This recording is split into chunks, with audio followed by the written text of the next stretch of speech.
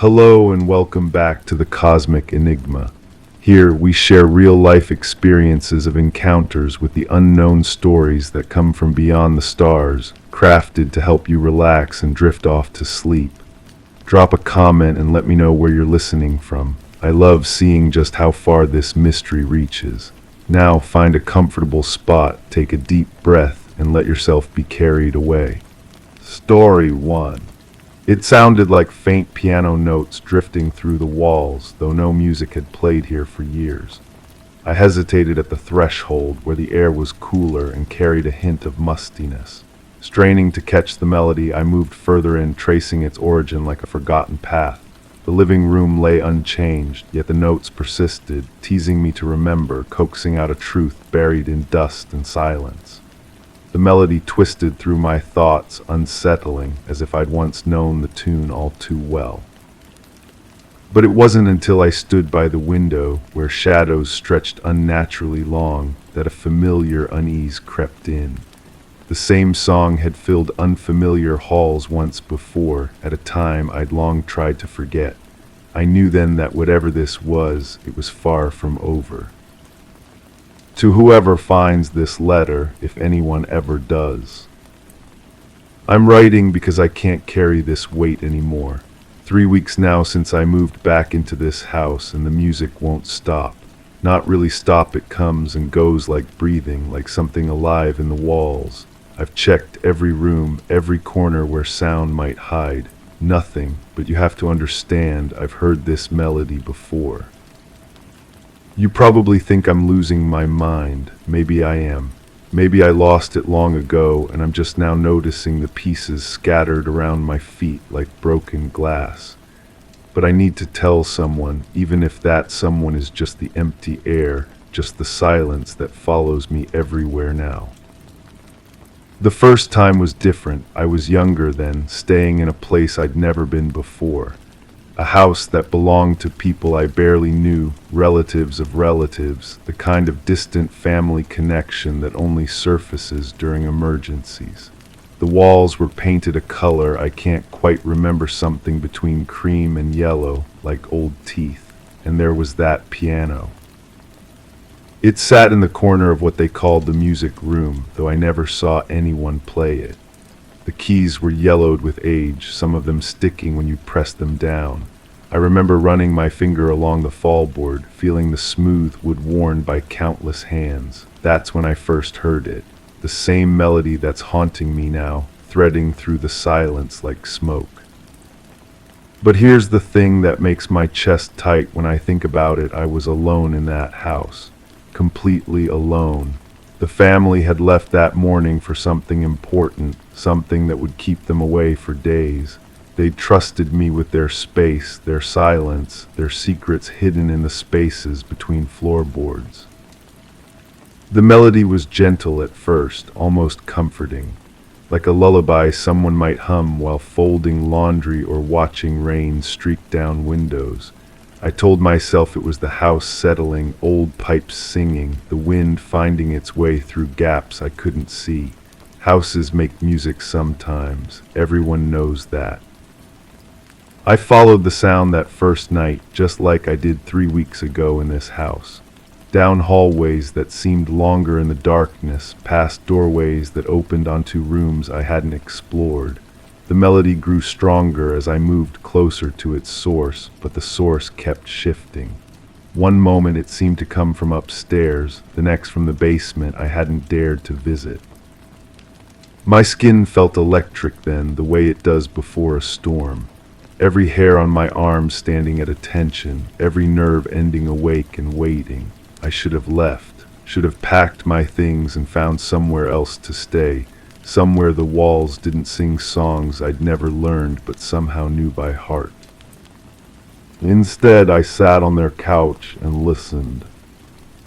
The music wrapped around me like water, like hands I couldn't see. And for a moment, just a moment, I wasn't alone anymore. There was a presence in the room, something warm and familiar and completely impossible. I felt it settle beside me on the cushions, felt the slight depression in the fabric, the way the air moved as if someone had just sat down. I didn't look, couldn't look. Some part of me knew that looking would break whatever spell had been cast, would send this impossible visitor back to wherever impossible visitors go when the living world becomes too bright, too real, too demanding of explanations.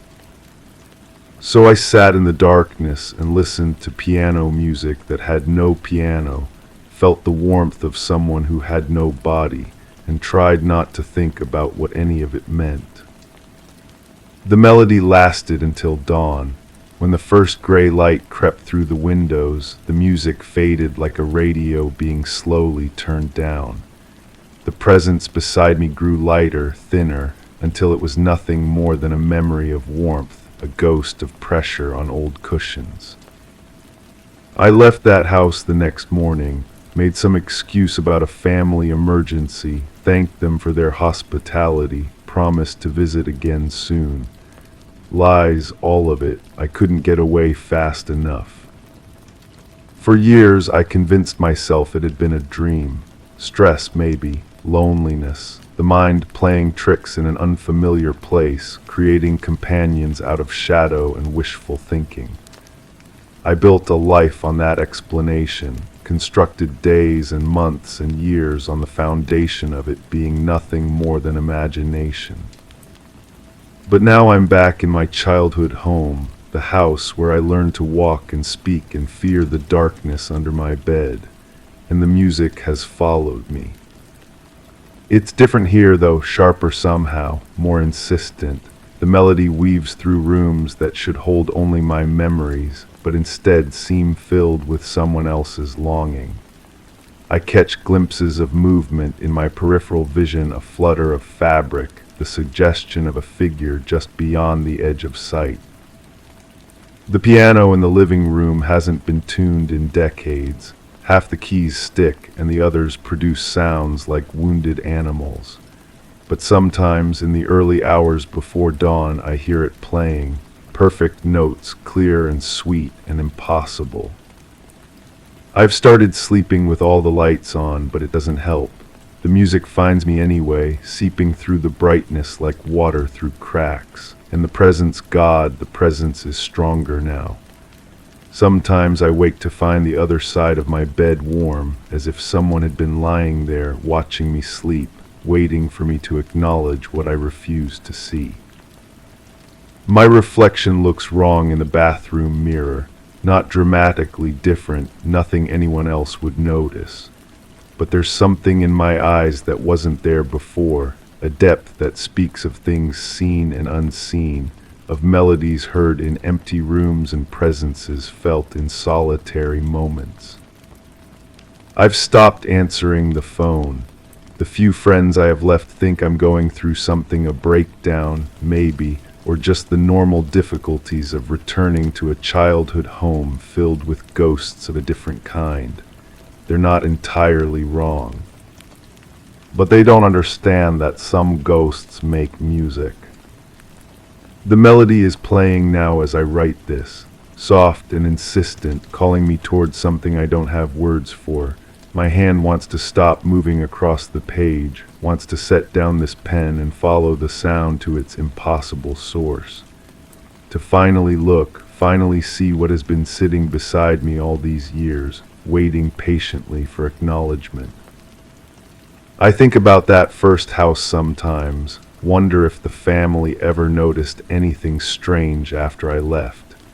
If they heard piano music in empty rooms, felt the warmth of invisible companions, caught glimpses of movement where no movement should be. Or maybe it's just me. Maybe I'm the one who carries this thing, this presence, this need that manifests as melody and warmth and the suggestion of someone just out of sight. Maybe I'm the haunted one, and every house I enter becomes infected with my particular brand of impossible. The thought should terrify me, but instead it feels almost comforting. To know that I'm never really alone, that somewhere in the spaces between what is and what might be, someone is playing piano just for me. The music is getting louder now, more complex. harmonies layering over the simple melody I first heard all those years ago, as if the invisible pianist has been practicing, perfecting their art, preparing for some grand performance I can't yet imagine. My fingers are cramping from writing, but I can't stop. Not yet. Not while the music is building towards something that feels like revelation, like the moment when all the questions I've been afraid to ask finally receive their answers. I can feel the presence beside me now, closer than ever before. The air is warm with breath that shouldn't exist, heavy with the weight of attention I've been avoiding for so long. If I turn my head just slightly, just enough to glimpse what sits in the space beside my chair. But I can't, because some truths are too large for the living world, too strange for eyes that still need to see ordinary things like sunlight and grocery stores, and the faces of people who exist in ways I can prove. The melody is reaching its crescendo now, notes cascading like water, like tears, like all the words I've never been able to say. My hand is shaking as I write these final lines, and I can't tell if it's from fear or anticipation or something else entirely. If you find this letter, if you've somehow stumbled into my story, then maybe you'll understand why I had to write it all down.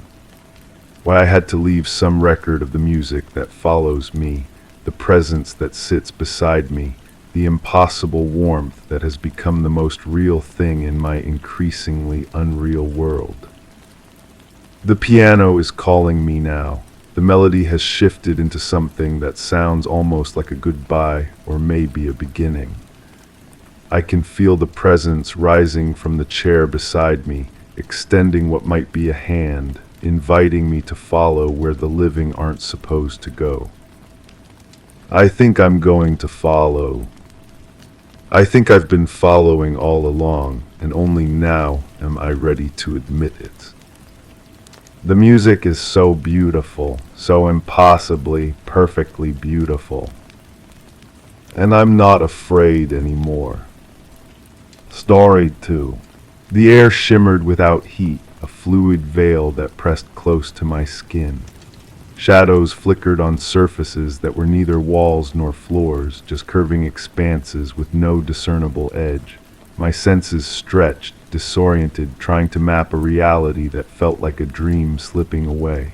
There were no echoes, yet a soft vibration thrummed low beneath my thoughts, as if my pulse had gained a voice. In the soundless space, I sensed a presence shifting, watching through unseen eyes, and I understood that I was not alone here, nor entirely self anymore. That was months ago, or maybe it was yesterday. Time doesn't hold the same weight it used to. I'm telling you this because the symptoms haven't stopped. They've gotten worse, actually, more persistent. The humming comes every night now, starting just after the streetlights flicker on. It begins as a barely perceptible vibration in the walls, then grows until I can feel it in my teeth. My neighbors don't hear it. I've asked. They look at me with that careful expression people wear when they think you might be losing your grip. The electronic devices started acting up about 2 weeks after I came back. My radio turns itself on, always tuned to static between stations. The refrigerator hums in a different key than it used to. Sometimes I catch my reflection in the microwave door, and for just a moment it looks like someone else is staring back. The reflection moves a fraction of a second too late, like it's trying to catch up with my movements. Sleep has become something I do in fragments. When I do drift off, I dream of that place with the curved walls and the watching presence. But lately, I've started to wonder if they're really dreams. I wake up with the taste of metal on my tongue and that ozone smell clinging to my clothes. The same smell that was everywhere during those hours I can't quite remember. The worst part is the feeling that it's not over, that whatever happened to me out there, it left something behind or took something away. I catch myself staring at empty corners of rooms, waiting for shadows to move in ways shadows shouldn't. I find myself listening for sounds that haven't happened yet. People keep asking if I'm okay. They say I seem different, distant, like I'm not entirely present in conversations. Maybe they're right. Part of me feels like it's still back there, in that place between places, trying to understand what I experienced. The memory comes in pieces, like looking at a photograph that's been torn up and scattered. I remember the silence most clearly. Not just quiet, but an absence of sound so complete it felt heavy. The kind of silence that presses against your eardrums and makes you aware of your own heartbeat. I was standing in what might have been a corridor, though the walls curved in impossible ways, flowing into the ceiling without any clear junction. There was a figure in the distance, or maybe it was close. Perspective didn't work the way it should have in that space. The figure was perfectly still, watching me with an attention so focused it felt physical. I couldn't make out details, just a sense of presence and those eyes that weren't quite eyes but something that served the same function. They held me in place, not through force but through a kind of magnetic fascination. I tried to speak, to call out, but my voice made no sound in that airless space. The figure tilted its head, a motion so subtle I might have imagined it. Then the walls began to pulse with a soft, rhythmic light, like a heartbeat made visible. The light moved through the curved surfaces in waves, and I realized the entire space was alive in some way I couldn't comprehend. That's when the real disorientation began. Time stretched and compressed around me like taffy. I felt myself floating, though my feet remained on what passed for a floor. The watching figure raised something that might have been a hand, and suddenly I was somewhere else entirely, looking down at myself from above, seeing my own confused expression as if through someone else's eyes. But before that, before the figure and the curved walls and the impossible silence, there were signs I should have recognized. The electrical disturbances had been happening for days. Street lights would flicker when I walked beneath them. My car radio would lose signal in the same stretch of road every evening. The compass on my dashboard spun lazily in circles, never settling on true north. I started having trouble sleeping. Not insomnia exactly, but a restless feeling like I was waiting for something without knowing what. I'd lie in bed listening to the night sounds, the distant hum of traffic and the settling of the building, but underneath it all was something else. A frequency just below the range of normal hearing, felt more than heard. The temperature in my apartment would drop suddenly, for no reason the heating system could explain. I'd be sitting in my chair, reading or watching television, and the air would grow thick and cold around me. My breath would mist, and frost would form on the windows even though it was mild outside. These episodes lasted only minutes, but they left me shivering and disoriented. I started noticing gaps in my routine, small ones at first. I'd be walking to the store and suddenly find myself 3 blocks past it with no memory of the intervening steps. Or I'd be cooking dinner and realize I'd been standing at the stove for an hour, the food burned beyond recognition, with no recollection of the time passing. The metallic taste in my mouth became constant, like I'd been sucking on pennies. It was accompanied by a smell that reminded me of the air before a thunderstorm, sharp with ozone and electricity. But there were no storms those days. The sky remained clear and empty, though I found myself staring at it more often than usual, searching for something I couldn't name. My reflection started bothering me, not because it looked different, but because it felt wrong somehow. I'd catch glimpses of myself in windows as I walked past, and the person looking back seemed to be lagging behind my movements by microseconds. When I turned to look directly, everything would appear normal, but the feeling of wrongness lingered. Going back further, I remember the night it all began, though I didn't understand its significance then. I had driven out to that isolated camping area, the one with the small lake surrounded by pine trees. It was a place I'd been many times before, somewhere I went when the city felt too crowded and my thoughts too loud. The campsite was empty, as it usually was on weeknights. I set up my tent near the water's edge and built a small fire. The evening was perfectly ordinary. Clear sky, gentle breeze, the familiar sounds of insects and night birds settling into their routines. I remember feeling peaceful, more relaxed than I'd been in weeks. I was sitting by the fire, watching the flames dance and listening to the soft lapping of water against the shore, when I first noticed the vibration. It was subtle, like a large truck passing on a distant highway, except there was no highway for miles. The vibration seemed to come from the ground itself, a deep thrumming that I felt in my bones rather than heard with my ears. The fire began to flicker strangely, not from wind, but as if the air itself was becoming unstable. The flames stretched and compressed in slow, hypnotic waves. I found myself staring into them, mesmerized by their unnatural movement. The wood crackled and popped, but the sounds seemed muffled, coming from very far away. That's when I first smelled the ozone, sharp and clean like the air after lightning strikes. But the sky remained clear, stars visible through the canopy of pine branches. The metallic taste started then too, coating my tongue with its electric flavor. I touched my lips, wondering if I was bleeding, but my fingers came away clean. The temperature began to drop, not gradually like a normal evening chill, but suddenly and dramatically. My breath started misting, and the surface of the lake grew still as glass. Even the insects fell silent, leaving only the strange thrumming vibration that seemed to pulse in rhythm with my heartbeat. I stood up from my chair, intending to add more wood to the fire, but found myself frozen in place. Not by fear, but by a peculiar fascination with the way the air seemed to be moving around me. It flowed like water, visible in the firelight as shimmering currents that spiraled upward into the darkness above.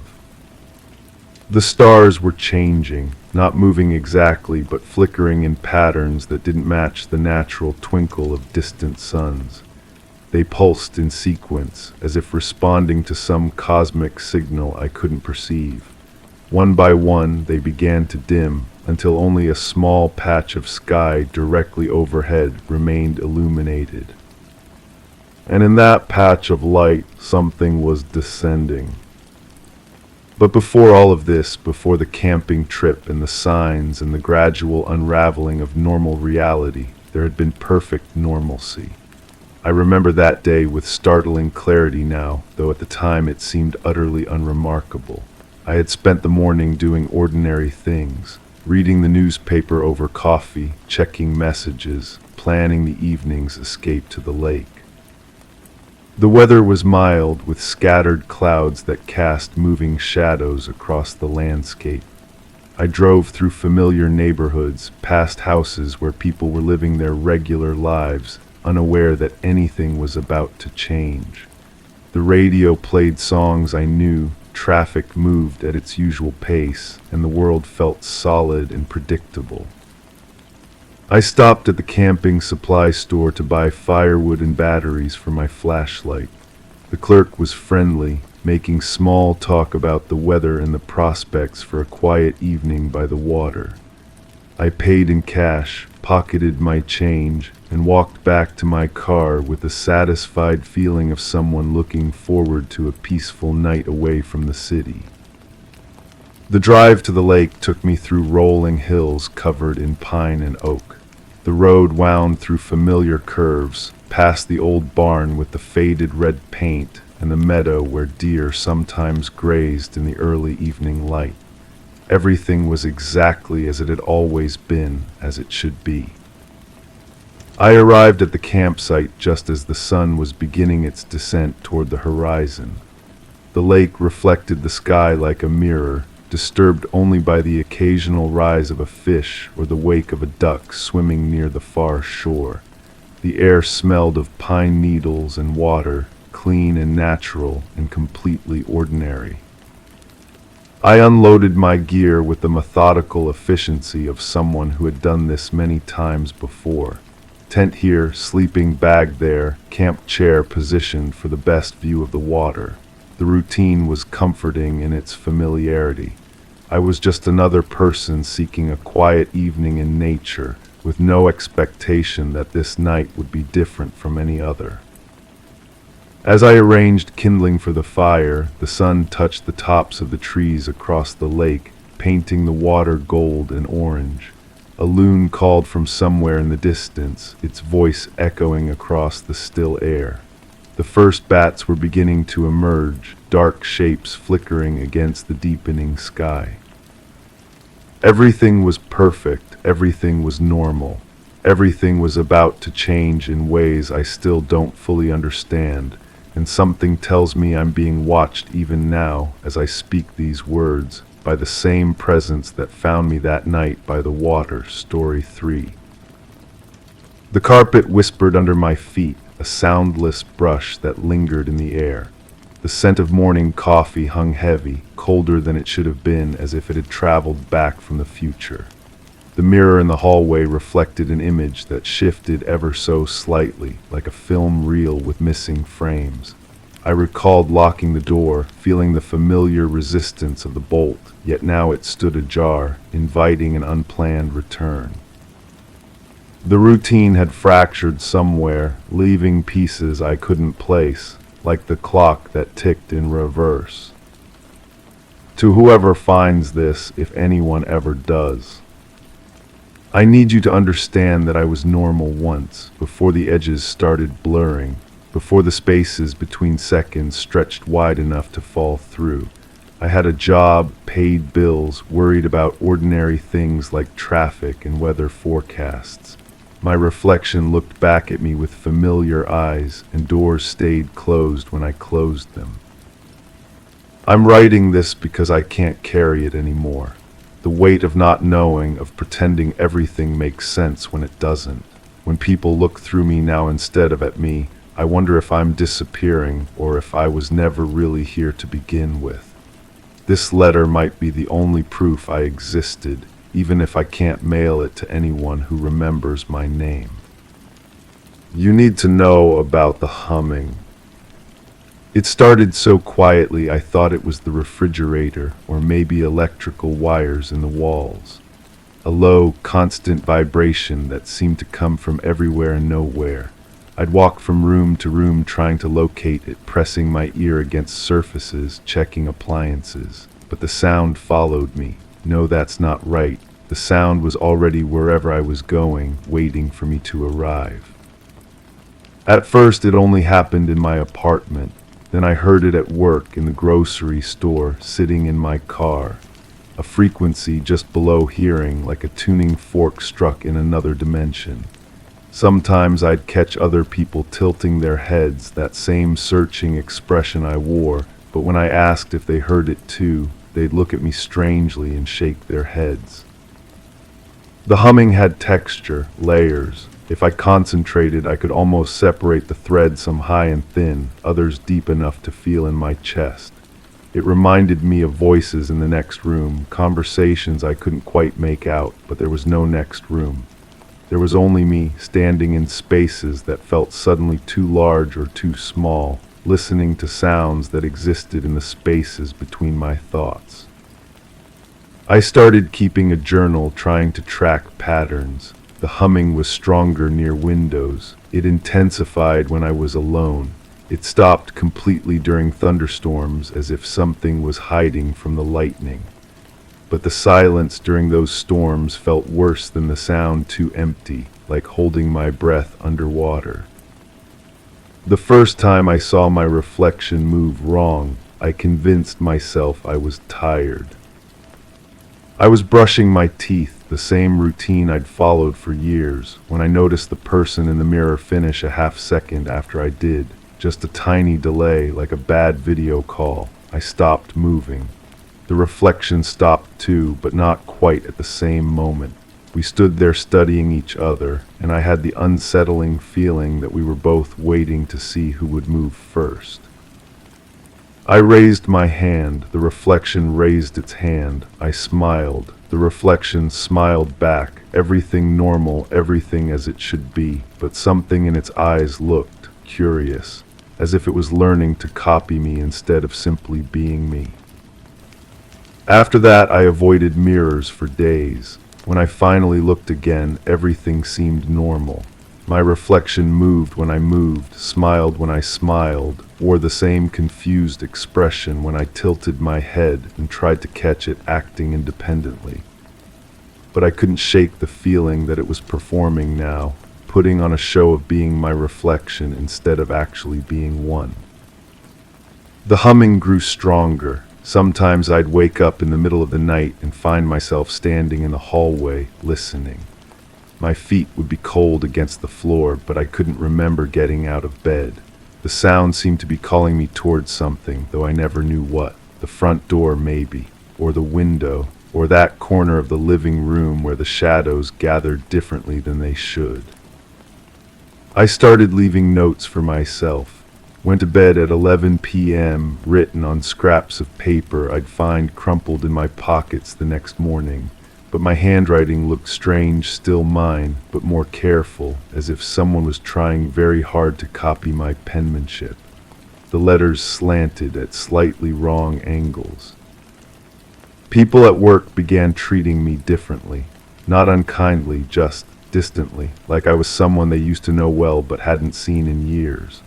Conversations would pause when I approached, not from awkwardness, but as if they'd forgotten I was there and needed a moment to remember who I was. My supervisor started explaining things she'd never needed to explain before, speaking slowly and watching my face for signs of comprehension. "Are you feeling all right?" she asked one afternoon. "You seem different lately." I wanted to tell her about the humming, about the mirrors and the notes, and the way my apartment felt like it was slowly rotating around me even when I was sitting still. Instead, I nodded and said I was fine, just tired. She looked at me for a long moment, and I could see her trying to place me, as if I was a word on the tip of her tongue that wouldn't quite surface. The dreams started then, or maybe they weren't dreams. I'd find myself in my apartment, but not quite my apartment. The layout was the same, but the colors were slightly off, like someone had adjusted the saturation on a photograph. The humming was louder there, clear enough that I could almost understand it. It sounded like instructions, or maybe warnings. I'd walk through rooms that felt familiar and foreign at the same time, touching surfaces that were too smooth or too rough, opening doors that led to the same places they'd always led, but somehow weren't the same places at all. In these not dreams, I'd catch glimpses of myself in windows and mirrors, but the reflection was always a step ahead or a step behind, living in a timeline that ran parallel to mine but never quite synced up. Sometimes I'd see multiple reflections, each one slightly different, one smiling while I frowned, another looking to the left while I looked right, a third that seemed to be trying to mouth words I couldn't hear. I'd wake up exhausted, as if I'd been walking all night. My feet would be dirty sometimes, though I couldn't remember going outside. There'd be leaves in my hair, or sand between my fingers, or the smell of rain on my clothes, even when it had been clear for days. The boundaries started dissolving. I'd be sitting in my kitchen, and suddenly I'd be in the kitchen from my childhood, with the same yellow wallpaper and the crack in the ceiling that looked like a bird. But I was still an adult, and the child-sized furniture made no sense. I'd blink and be back in my real kitchen, but the yellow wallpaper would linger for a moment before fading back to white. Or I'd be walking down the hallway and pass through the hallway of my first apartment, complete with the loose floorboard that squeaked and the neighbors' music bleeding through the thin walls. These moments lasted only seconds, but they felt more real than my actual surroundings, more solid and present than the life I was supposedly living. The humming became a constant companion. I stopped trying to locate its source and started listening to its rhythms instead. It rose and fell like breathing or like waves against a shore I'd never seen. Sometimes it sounded almost musical, a melody I felt I should recognize but couldn't quite place. Other times it was harsh and urgent, like an alarm I was failing to heed. I began to suspect that the sound wasn't coming from around me, but from inside me. From spaces in my body I'd never noticed before, the hollow behind my sternum, the gap between my thoughts, the pause between heartbeats. I'd place my hand on my chest and feel the vibration there, as if something was trying to tune itself to my frequency or tune me to its own. My handwriting changed completely. The notes I left for myself became longer, more detailed, but written in a script I didn't recognize as mine. The words were still in my voice, describing my days and thoughts and fears, but the formation of the letters looked like someone else had written them. Someone who held a pen differently than I did, who formed loops and crosses with unfamiliar movements. I compared these notes to old shopping lists and birthday cards I'd written, and the difference was startling. Not just the handwriting, the vocabulary was slightly off too, using words I knew but rarely chose, phrasing thoughts in ways that felt like translations from another language. The person in the mirror grew bolder. I'd catch it moving in my peripheral vision, gesturing or turning its head while I stood perfectly still. When I'd look directly, it would snap back into perfect synchronization, but I could sense its impatience, its desire to act independently. Sometimes I thought I saw it mouth words while my lips stayed closed, having conversations I wasn't part of. I started covering the mirrors, then avoiding reflective surfaces altogether, but that only made things worse. Without visual confirmation of my existence, I began to doubt my own solidity. I'd run my hands over my arms and face, checking that I was still there, still real. My skin felt different, not quite numb, but as if there was a thin layer of something between my nerves and the world. People stopped seeing me entirely. I'd stand in line at the store and cashiers would look right through me to the person behind me. I'd raise my hand in meetings and no one would acknowledge it. Friends would make plans in front of me as if I wasn't there, not from cruelty, but from genuine inability to perceive my presence. I started to wonder if I was becoming transparent, fading out of the world 1 degree at a time. But I could still affect things. Doors opened when I pushed them. My footsteps left prints in snow. I could pick up objects and move them around. The physical world responded to me even when the people in it didn't. This contradiction was almost worse than complete invisibility would have been. I existed enough to interact with reality, but not enough to be acknowledged by it. The humming reached a crescendo I felt in my bones. It was trying to tell me something urgent and important, but I lacked the vocabulary to understand it.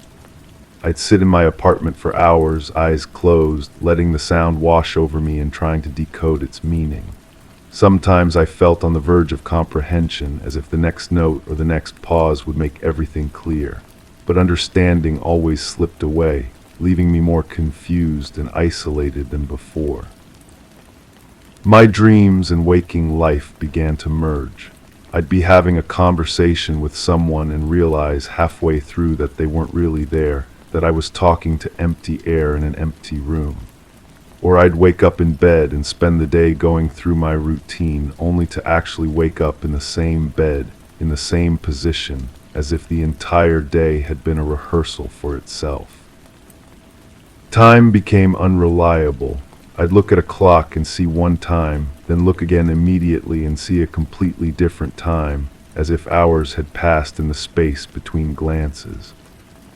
Or I'd experience the same hour multiple times, living through identical sequences of events with slight variations, like someone was editing the film of my life and showing me different cuts.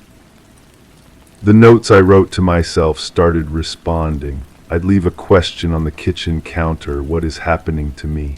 and find an answer the next morning in handwriting that was almost but not quite my own. "You're becoming unstuck," or "the frequency is changing," or once simply, "let go." I don't know who was writing these responses. The other me in the mirror, the me from the dreams, some version of myself that existed in the spaces between seconds, watching my confusion with patient understanding. The handwriting grew more confident over time, as if the responder was becoming more comfortable with the pen, more familiar with the physical act of forming letters. I started leaving longer messages, detailed accounts of my experiences and fears. The responses became longer too, offering comfort and explanation in words I might have chosen, but somehow hadn't thought of myself. These conversations with my unknown correspondent became the most meaningful interactions I had, more real than my fading connections with the visible world. "Am I losing my mind?" I wrote one night. "You're finding it," came the reply. "It was never where you thought it was." "Why can't people see me anymore?"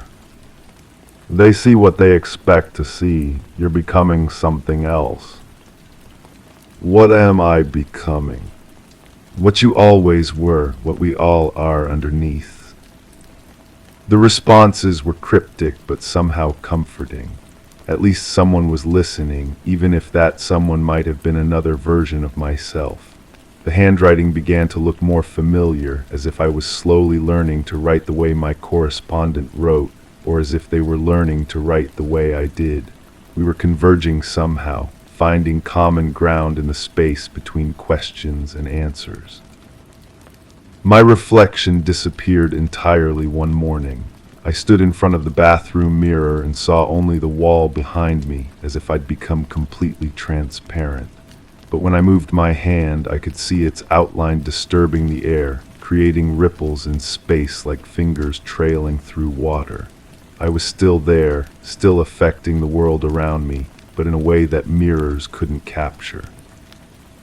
This should have terrified me, but instead I felt relieved. The pretense was over.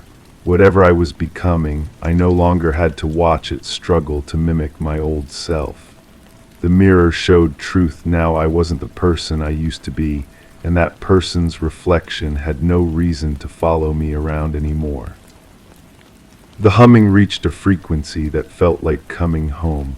I understood then that it had been calling me back to something I'd forgotten. Some state of being I'd lost when I learned to see myself as solid and separate. The sound wasn't foreign at all. It was the frequency I'd been born with, the note I'd been meant to sing all along. I stopped trying to maintain my old routines. There was no point in pretending to be someone that others couldn't see and I could no longer remember being. Instead, I listened to the humming and let it guide me through days that felt less like time passing and more like space expanding. I moved through my apartment as if it were infinite, discovering rooms I'd never noticed and windows that looked out onto landscapes I'd never seen but somehow recognized. The conversations with my correspondent became more frequent and more intimate. We discussed the nature of existence, the arbitrary boundaries between self and other, the possibility that consciousness was just a frequency we'd learned to tune into. My handwriting and theirs became indistinguishable, as if we were the same person writing with both hands, maintaining a dialogue across some invisible divide. "Are you real?" I asked. "Are you?" they responded. "I don't know anymore." "Good, that's the first step." "The first step toward what?" "Toward understanding that real was always the wrong question." I began to suspect that everyone experienced this dissolution, this gradual fading from the solid world, but most people fought against it so hard they never noticed it happening. They clung to their reflections and their routines, their names and their places, never realizing that these were just costumes they'd agreed to wear, roles they'd volunteered to play in a performance no one was actually watching. The humming taught me that I could let go, that the boundaries I'd thought were necessary between self and other, between real and imaginary, between what was and what could be, were actually prisons I'd built around my own consciousness. The sound was the key, the frequency that could unlock the doors I'd forgotten I'd closed. I stopped eating regularly, not from lack of appetite, but because I no longer felt entirely physical. Food seemed too solid, too insistent on the reality of my body. I sustained myself on the humming instead, on the vibrations that fed something deeper than my stomach.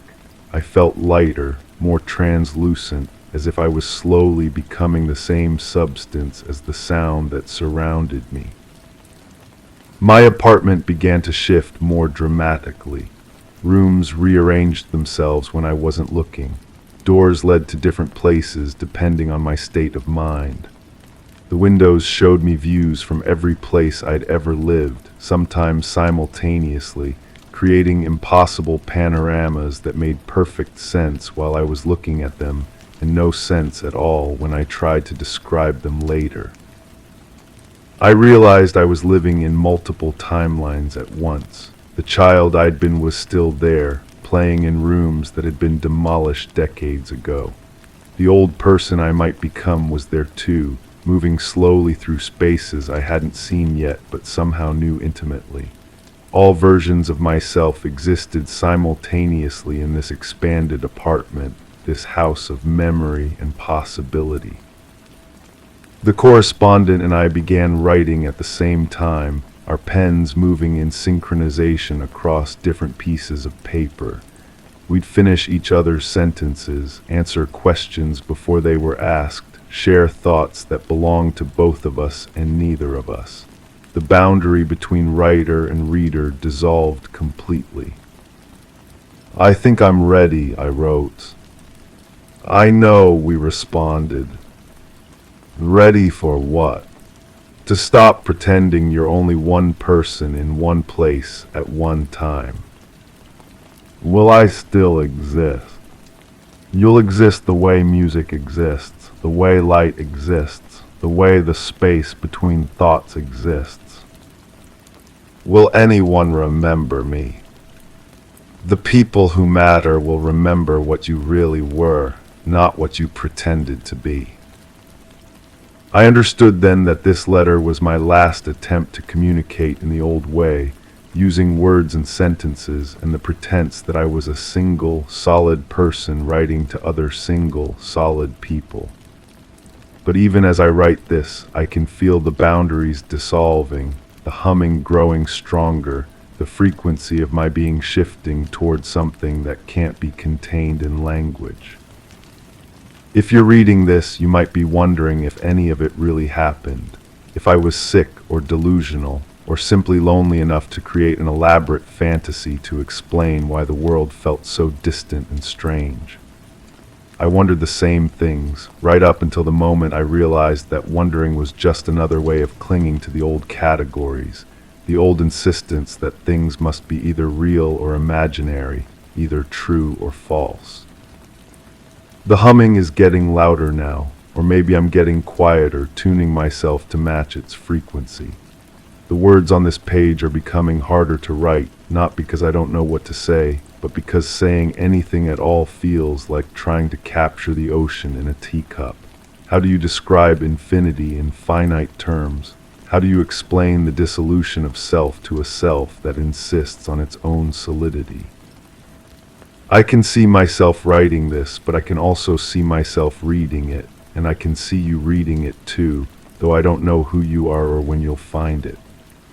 Time isn't linear anymore, and neither am I. I exist in the spaces between the words, in the pauses between your thoughts as you try to make sense of what I've written.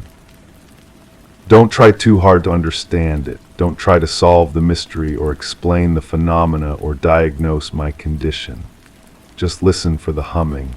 It's there, just below the threshold of your hearing, waiting for you to notice it.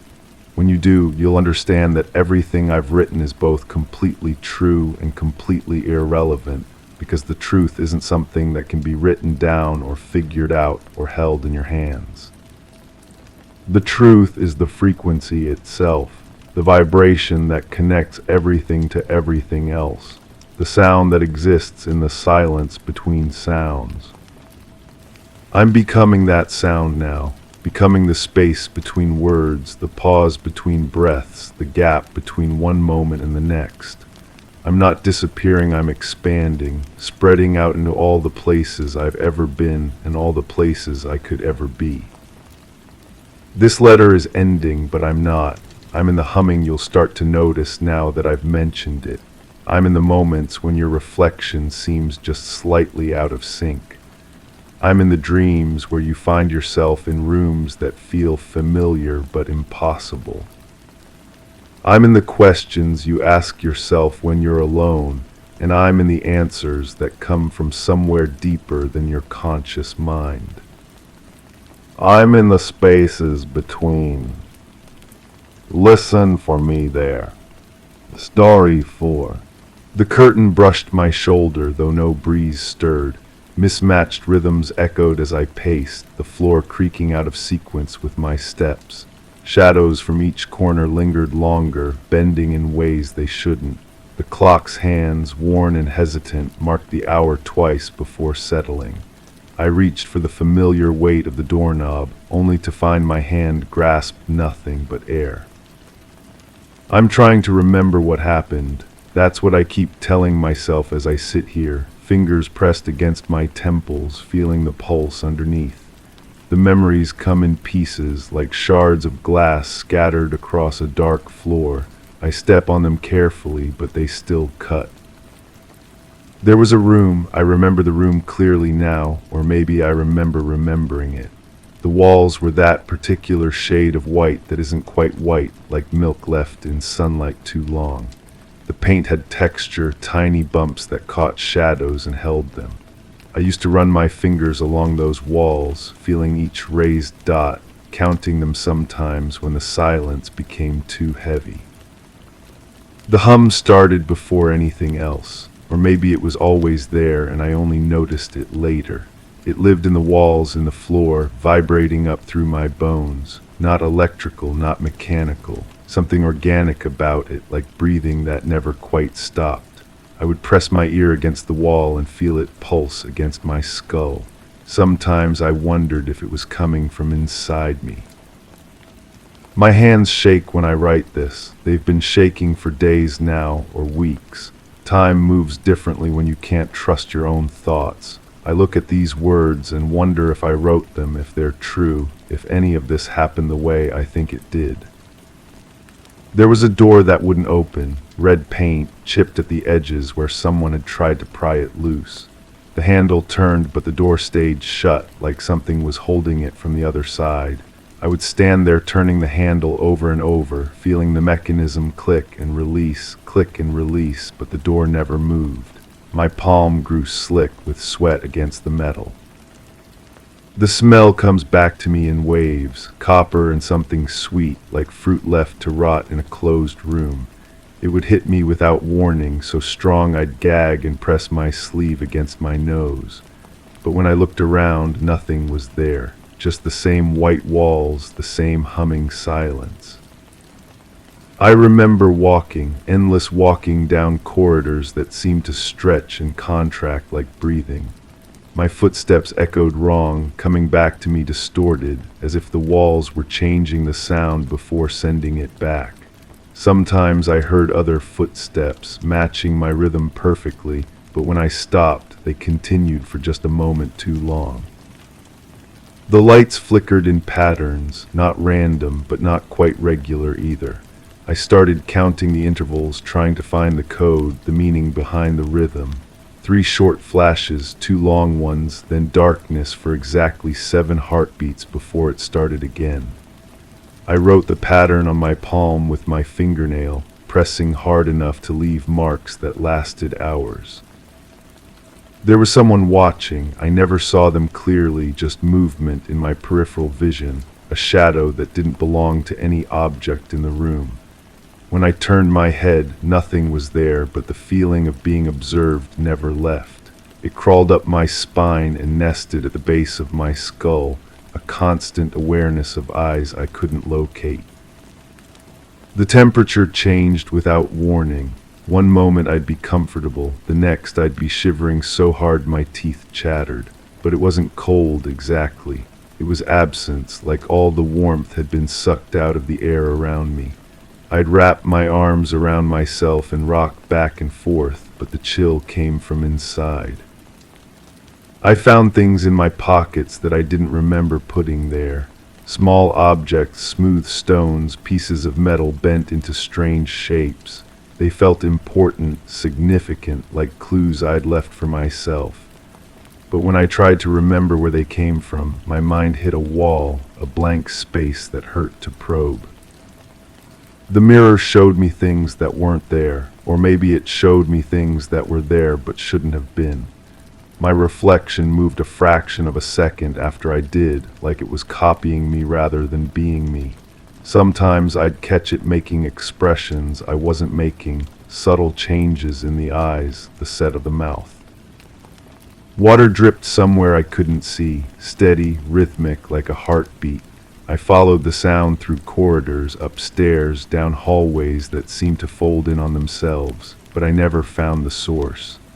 The dripping grew louder the closer I thought I was getting, until it filled my head completely, drowning out even the hum in the walls.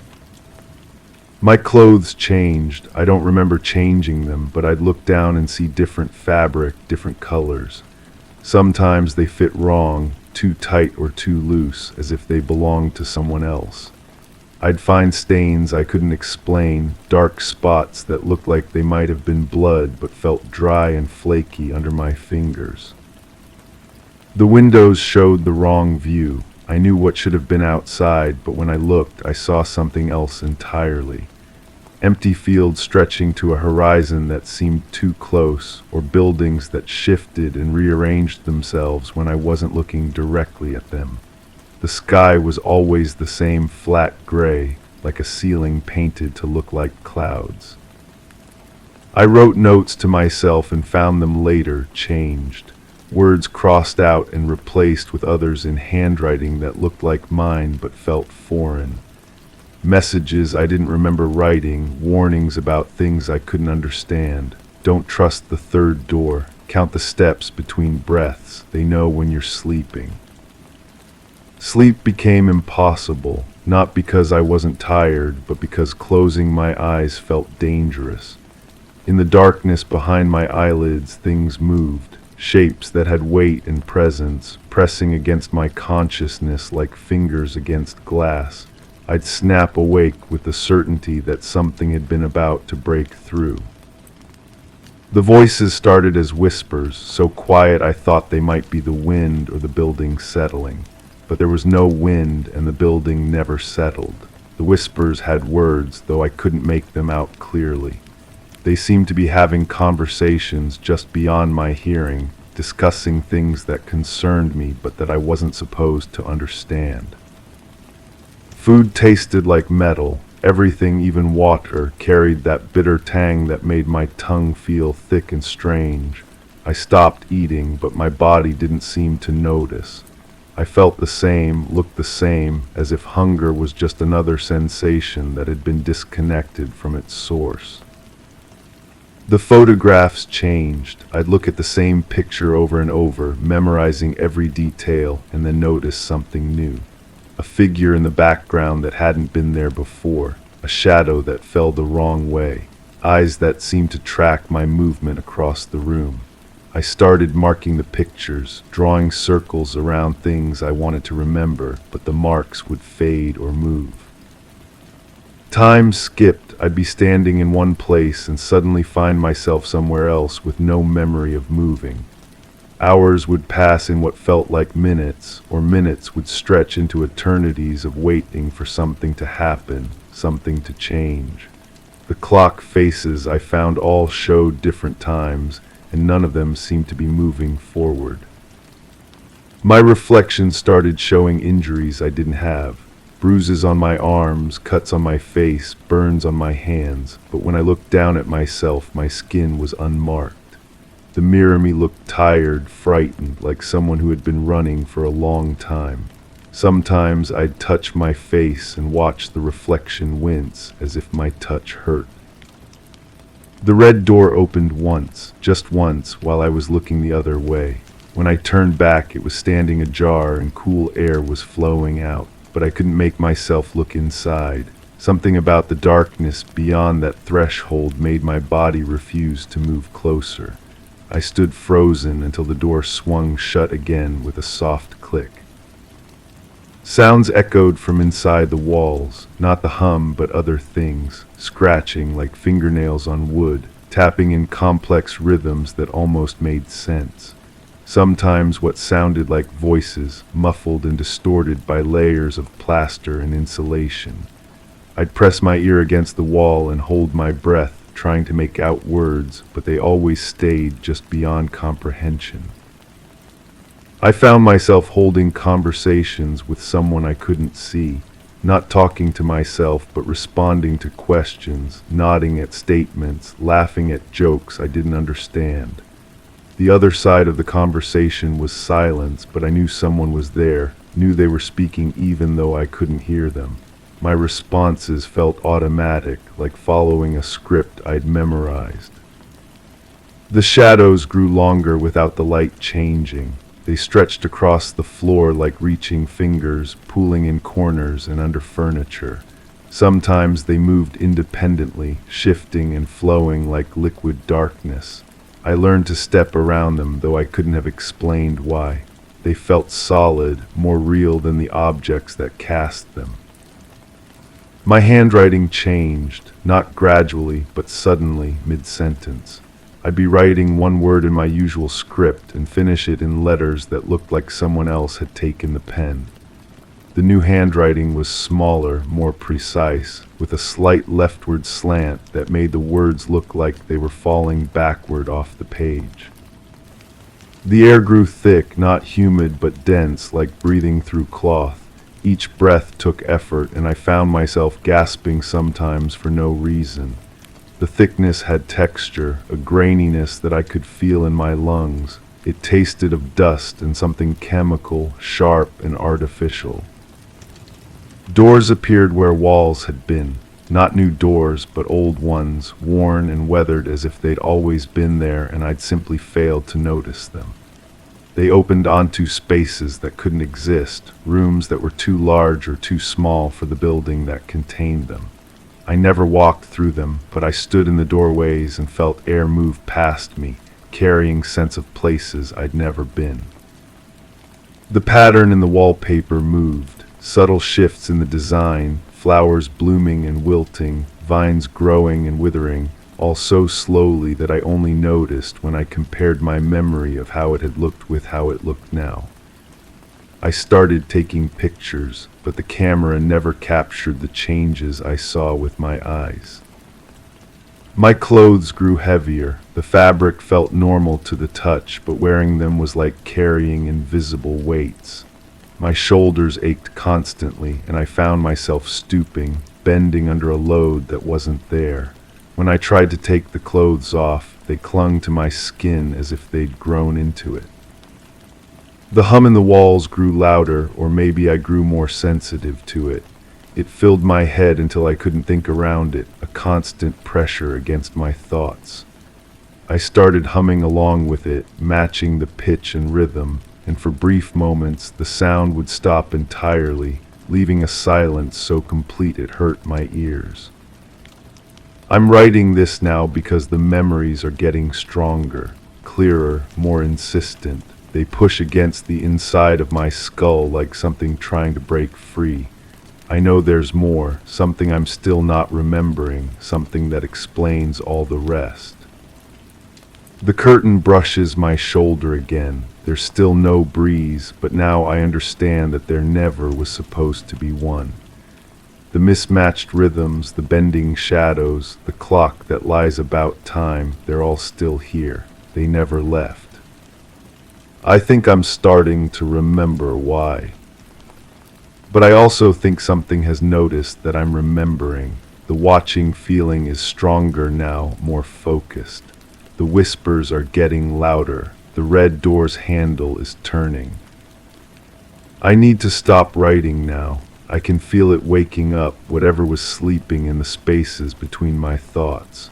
The memories are almost complete, and when they are, I think I'll understand what I've been trying so hard to forget. The hum is getting louder, Story 5. The suitcase was already half-packed when documented. Observations indicated all clothing items were accounted for, neatly folded and organized by type. Electronic devices were noted on the nightstand, each charging or fully charged. The travel itinerary lay open on the desk, with departure circled in red ink. The closet contained nothing belonging to another. Bedding appeared unaltered, pressed with exact corners. A single light switched on in the bathroom, yet no towel showed recent use. Key items matched the inventory list. However, an overnight bag was included in the report, but absent from sight. I've been staring at these words for months now. They arrived in my mailbox without explanation, typed on official letterhead that belonged to no agency I could identify. The paper felt wrong between my fingers, too smooth, like it had been treated with something that left a faint chemical taste in the air. I should have thrown it away immediately. Instead, I kept reading it over and over until the words burned themselves into my memory. For 3 years, I haven't told anyone what happened. Not my family, not the few friends who still call, not even the therapist I saw for 6 months before I realized that some experiences can't be processed through normal channels. They live in a different part of your mind, in spaces that don't respond to logic or healing. Tonight, I'm finally ready to speak, though my hands are shaking as I record this. I'm thousands of miles away from that place now, in a different state, different climate, different life entirely. But distance means nothing when something has marked you from the inside. The apartment complex was nothing special. Generic beige buildings arranged around a courtyard with a pool that nobody used. I'd moved there for work, a temporary assignment that was supposed to last 6 months. The unit came furnished, which suited me fine since I was living light in those days, carrying everything important in 2 suitcases and a laptop bag. 3rd floor corner unit with windows facing east and south. Good natural light, the landlord had said, as if that mattered for someone who spent most daylight hours in an office. The first month passed without incident. I established routines quickly, the way you do when you're trying to make an unfamiliar place feel manageable. Coffee at 6:30, shower by 7, out the door by 7:45. Evenings were simple too. Dinner, television, reading, sleep. The walls were thin enough that I could hear my neighbors moving around, but they seemed to keep reasonable hours. The building felt populated but not crowded, occupied but not intrusive. It was the sound that made me notice something was off. Not loud, not alarming, just persistent. A low hum that seemed to emanate from somewhere inside the walls themselves. I first heard it on a Tuesday evening while washing dishes. The frequency was just below the range of normal household appliances, deeper than a refrigerator, steadier than an air conditioning unit. I pressed my ear against different walls, trying to locate the source, but it seemed to come from everywhere and nowhere at once.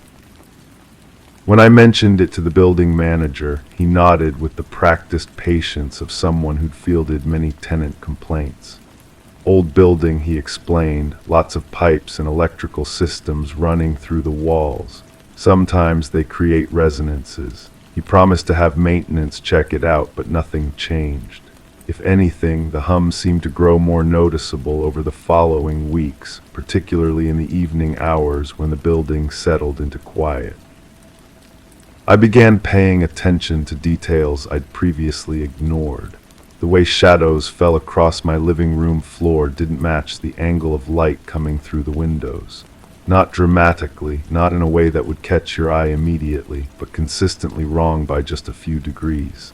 I measured it one afternoon using a ruler and the edge of a book, confirming what my instincts already knew.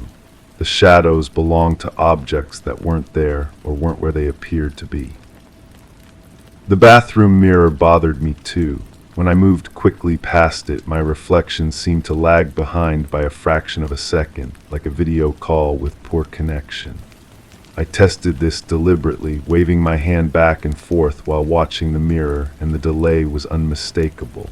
But when I slowed down and observed carefully, everything appeared normal. It was only in peripheral vision, in moments of casual movement, that the wrongness revealed itself. Sleep became difficult, not because of noise or discomfort, but because of a growing awareness that something was watching me. The sensation was strongest in the bedroom, particularly in the corner near the closet where shadows gathered most densely. I installed a small lamp there, thinking light would help, but the feeling persisted. If anything, the lamp created new problems. It would flicker at random intervals, never in any pattern I could predict, and sometimes I would wake to find it had been turned off, though I distinctly remembered leaving it on.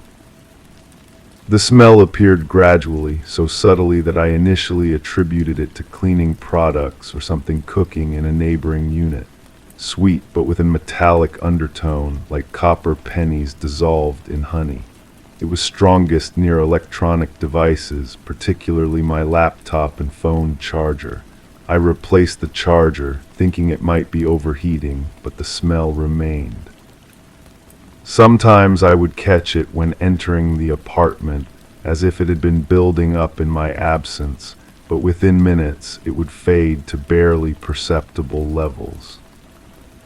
I started keeping a journal of these incidents, thinking documentation might reveal patterns or provide evidence if I needed to involve the building management more seriously. But reading back through my entries, I realized how crazy they sounded. Shadows that fell wrong, mirrors with delayed reflections, electrical equipment that smelled like sweet metal, walls that hummed with no identifiable source. Any reasonable person would suggest I was stressed, overworked, possibly developing some kind of neurological condition. The pressure in my chest began around the same time I started the journal, a tightness that appeared whenever I spent time near my laptop or phone, as if the air itself was becoming denser around electronic devices. I consulted a doctor, underwent tests for heart problems and respiratory issues, but everything came back normal. The pressure was real, measurable by the way it affected my breathing and pulse rate, but it had no medical explanation. I began avoiding my own apartment, working later at the office, taking long walks in the evening, finding excuses to be anywhere else until exhaustion forced me home. But the building seemed to anticipate my reluctance.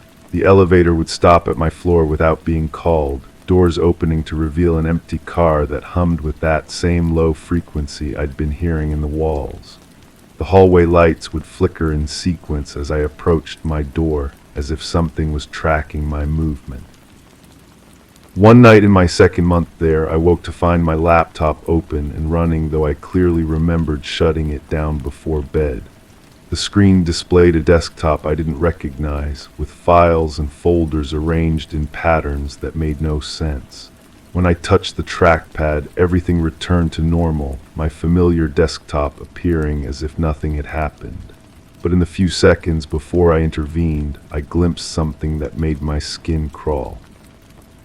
The files were named with variations of my own name, dozens of them, as if someone had been cataloging different versions of my identity. The next morning I found my apartment door unlocked, not just unlocked, but standing slightly ajar, maybe an inch or two, enough to let in hallway light and the sounds of other tenants starting their day. I was certain I'd locked it the night before, certain I'd checked it twice the way I always did. But there it was, open, inviting, as if something had wanted to make sure I knew it could come and go freely. I called in sick that day and spent hours on the phone with locksmiths, but none could come out immediately. The building manager offered to have maintenance look at the lock, but I didn't want building staff in my apartment anymore. Something about the way the manager's eyes had shifted when I described the problem made me think he knew more than he was admitting. Instead, I bought a door wedge and a portable alarm, simple devices that would at least alert me if someone tried to enter while I slept. But the wedge disappeared. I placed it firmly under the door before bed, tested it by trying to open the door from the outside using my spare key. It held solid, exactly as designed, yet when I woke the next morning it was gone, not moved, not kicked aside, but completely absent from the apartment. I searched everywhere, thinking maybe I'd somehow dislodged it during the night, but it had vanished as completely as if it had never existed.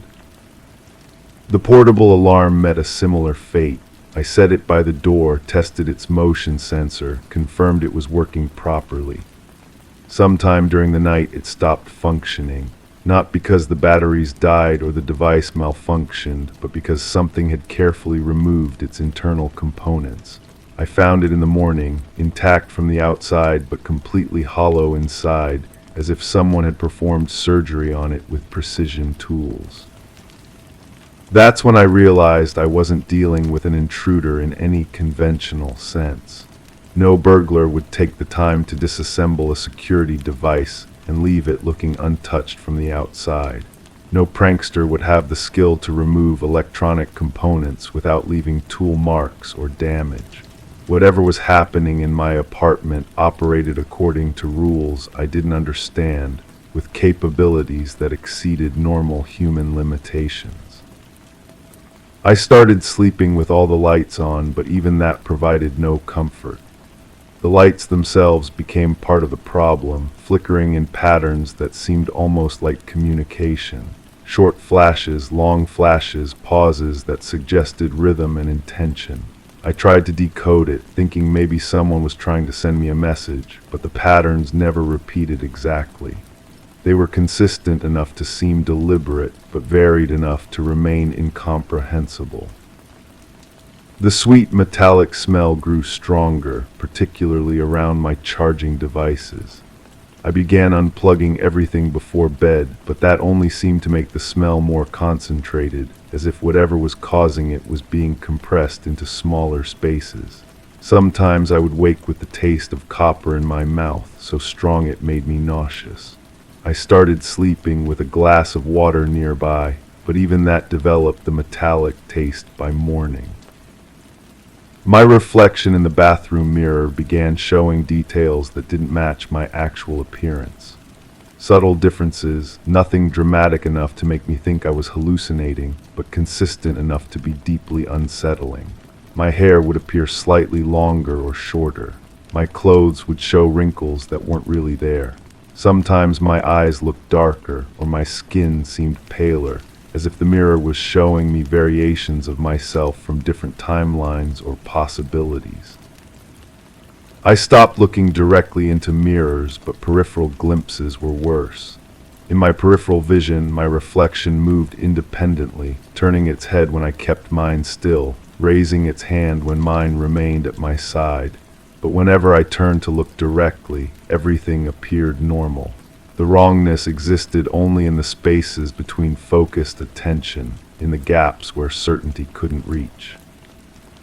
The hum in the walls evolved into something more complex, still low, still constant, but now containing harmonics and variations that suggested intelligence. Sometimes it would pause when I entered a room, as if acknowledging my presence, then resume with subtle changes in tone or rhythm. I began to think of it as a voice, though it never formed words I could understand. It was communication without language, meaning without translation. Electronics throughout the apartment started exhibiting coordinated behavior. My laptop would open applications I'd never installed. My phone would display messages that disappeared before I could read them completely. The television would change channels to static that contained shapes and patterns, almost like images trying to form in the visual noise.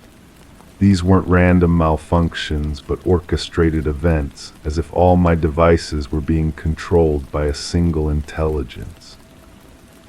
I decided to leave. The decision came suddenly one evening as I sat in my living room, surrounded by flickering lights and the smell of sweet metal, listening to walls that hummed with increasing complexity. Whatever was happening in that apartment was escalating, becoming more bold and direct in its manifestations. I needed to get out before it progressed to something I couldn't handle.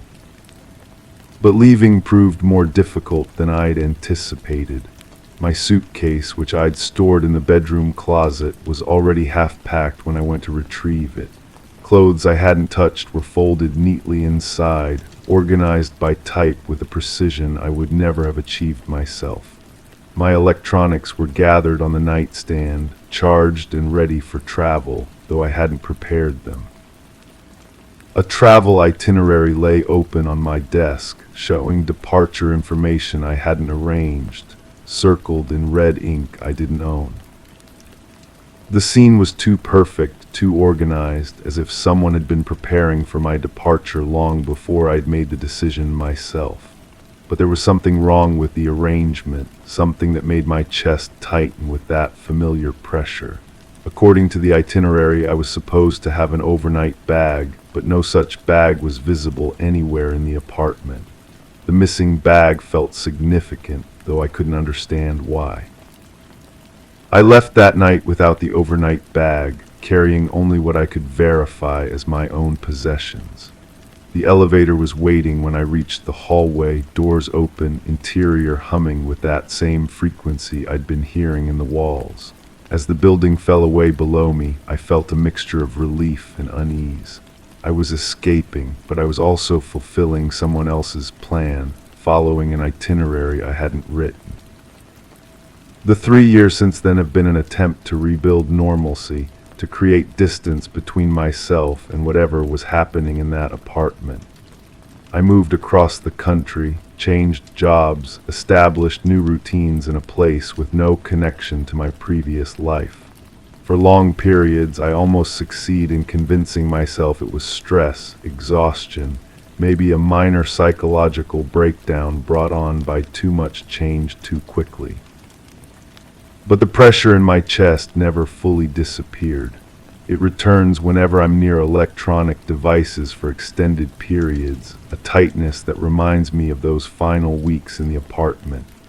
Sometimes I catch that sweet metallic smell, faint but unmistakable, particularly when my phone is charging or my laptop has been running for hours. My reflection in mirrors still seems slightly off, though I've learned not to look too closely. The dreams are the worst part. Not nightmares exactly, but vivid experiences of being back in that apartment, watching my suitcase pack itself, seeing travel arrangements appear on my desk in handwriting that isn't mine. In the dreams, I find the missing overnight bag, and inside it are things I don't want to see, things that explain why I had to leave and why leaving wasn't really an escape. I wake from these dreams with the taste of copper in my mouth and the sound of walls humming in frequencies just below human hearing. Sometimes I think I can hear that sound even when I'm fully awake, particularly late at night when the building around me settles into quiet. It's fainter now, distant, but unmistakably familiar. The letter that started this confession, the one with the official letterhead in the chemical-treated paper, arrives in my mailbox every few months. Always the same text, always describing the scene I left behind in that apartment, but small details change each time. Sometimes the suitcase is described as fully packed instead of half-packed. Sometimes the electronic devices are unplugged instead of charging. Sometimes there are towels in the bathroom, or the bed appears slept in, or the overnight bag is present instead of missing. It's as if someone is documenting different versions of my departure, cataloging variations in the same event across multiple possibilities. Each letter reminds me that whatever was in that apartment is still there, still watching, still keeping records. And each letter makes me more certain that leaving wasn't an escape but a relocation, that whatever marked me in that place has followed me here. I tell myself I'm safe now, thousands of miles away, living under a different name in a place that has no connection to my previous life. But safety is an illusion when something has made a home inside your mind. The apartment was just a location, a convenient place for something to study me, to learn my patterns and preferences, to document my responses to stimuli I couldn't understand. Now I realize the suitcase was never being packed for me to leave. It was being packed so I could be moved, relocated to a new environment where the study could continue under different conditions. The travel itinerary wasn't my escape plan but a transfer order, moving me from one observation point to another. I thought I was running away, but I was actually being delivered. The overnight bag that was missing from the apartment, the one mentioned in every letter, is here with me now. I found it in my current bedroom closet last week, though I've never seen it before in my life. Inside are items that belong to me but that I don't remember owning, clothes in my size but not in styles I would choose, electronics configured with my accounts but running software I didn't install. It's as if someone has been maintaining a parallel version of my life, keeping it updated and ready for deployment. I'm afraid to use anything from the bag, afraid to even touch it for too long, but I can't bring myself to throw it away either. It feels important, like evidence of something I need to understand, even though understanding might be more dangerous than ignorance. Sometimes I catch myself staring at it, trying to decode what its presence means, what phase of the study I've entered now that it's finally been delivered. The humming in the walls is getting louder, not just at night anymore, but during the day when I'm trying to work, when I'm trying to maintain the illusion of normal life. My neighbors don't seem to hear it, don't seem to notice when lights flicker or when shadows fall at impossible angles. I'm beginning to think the study has reached a new phase, one where concealment is no longer necessary. As I finish recording this, I can smell that sweet metallic scent growing stronger, and the pressure in my chest is building to levels that make it hard to breathe. My reflection in the computer screen shows someone who looks like me but isn't quite me, and I know that whatever was in that apartment has never really let me go. Distance means nothing when you carry the observation point inside yourself, when you've become the study rather than its subject. I thought speaking about this would provide some relief, some sense of catharsis or closure, but instead I feel more exposed than ever, as if by finally acknowledging what's happening I've given it permission to accelerate.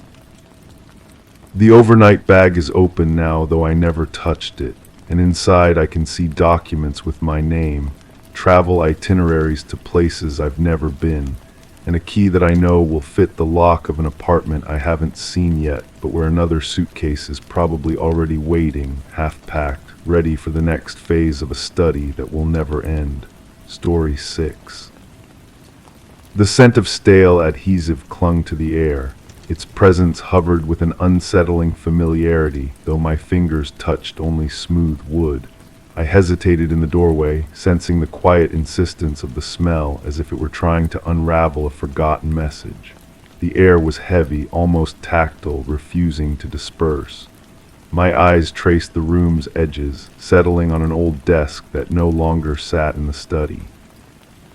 The absence of the piece made its aroma even more intrusive, whispering of sealed secrets and things left unsaid. I hadn't encountered that scent since the day everything changed. I'm trying to remember. That's what I tell myself when I wake up with my hands shaking, when I find myself standing in rooms I don't remember entering. The memories come in pieces like photographs scattered on a floor, some face down, others torn at the edges. I gather them up, but they don't fit together the way they should. There was a sound, a low humming that seemed to come from inside my bones rather than from any machine or device. I remember pressing my palms against my ears, but it didn't stop. It never stopped. The frequency would shift sometimes, becoming higher, more urgent, like a question being asked over and over again in a language I almost understood. The taste of copper fills my mouth when I think about it now. Was I bleeding? I run my tongue across my lips and find nothing but the phantom memory of metal, warm and thick. My reflection in the bathroom mirror shows no wounds, no scars, but my eyes look different somehow. Wider, like they've seen something they weren't meant to see.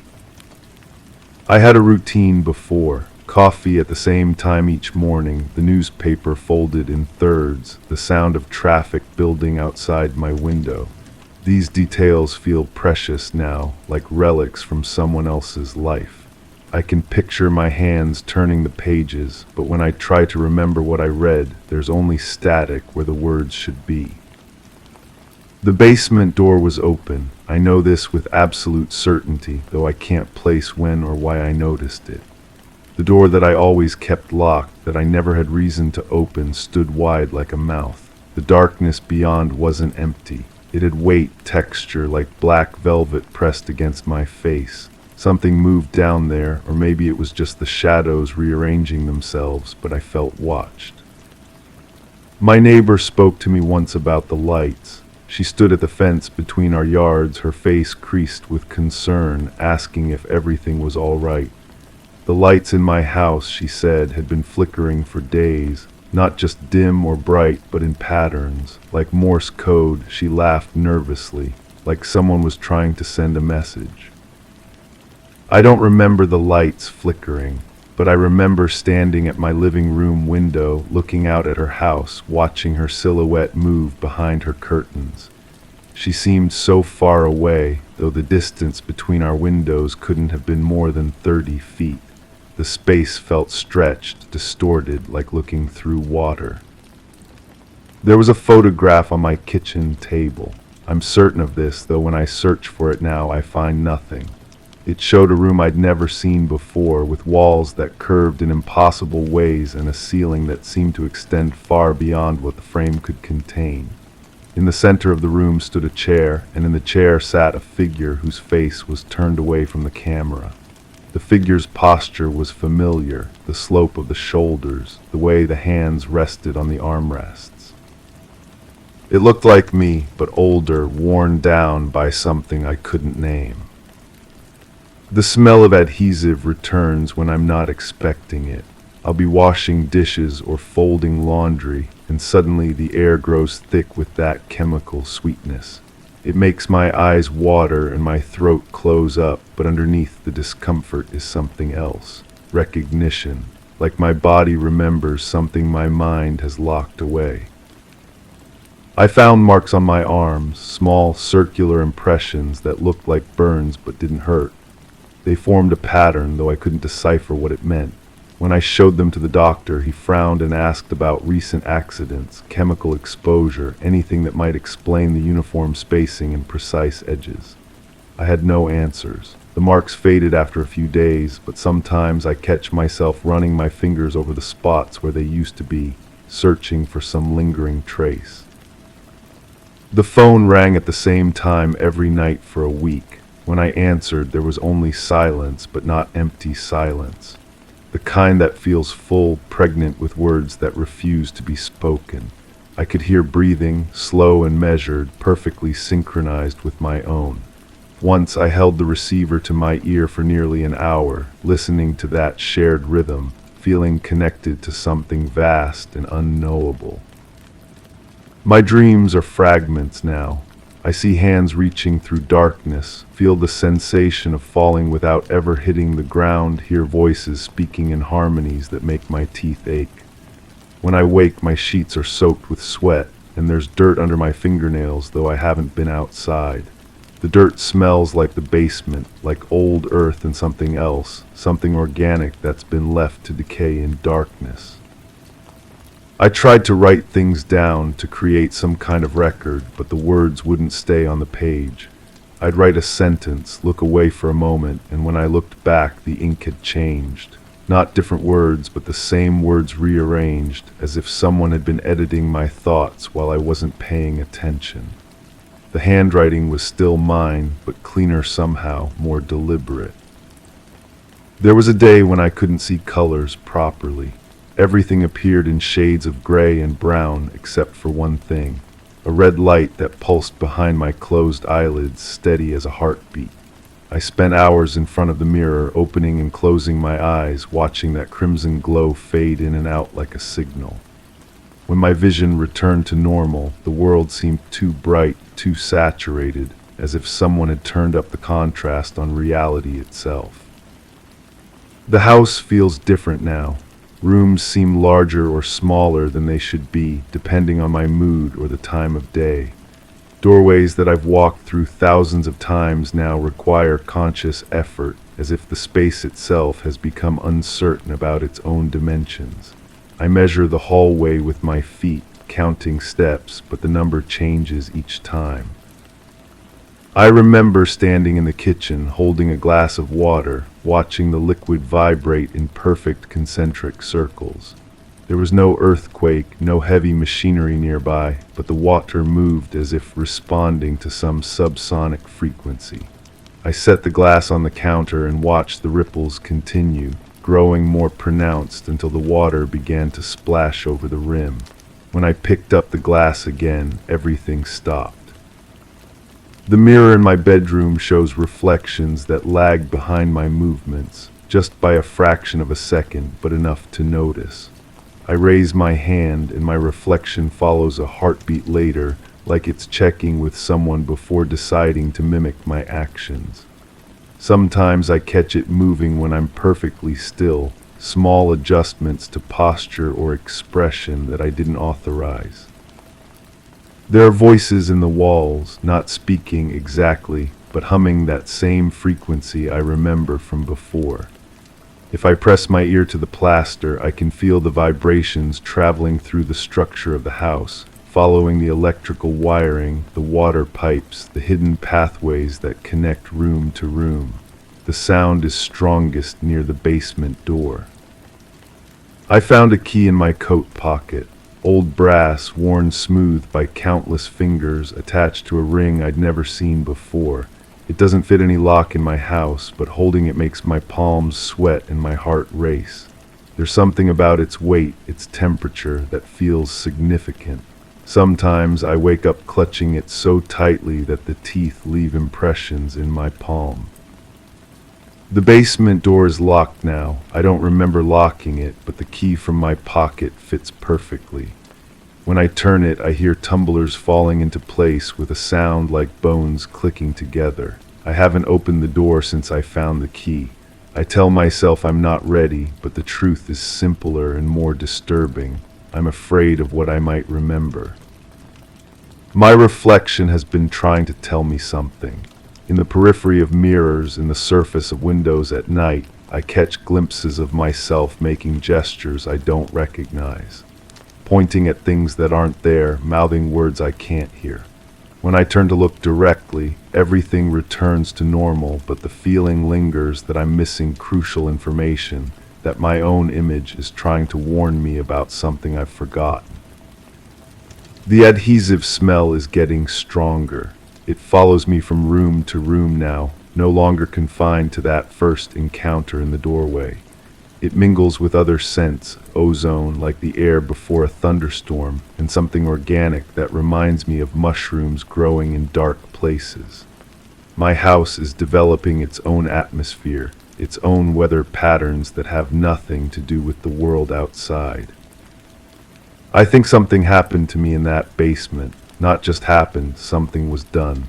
The certainty grows stronger each day, building like pressure behind my eyes.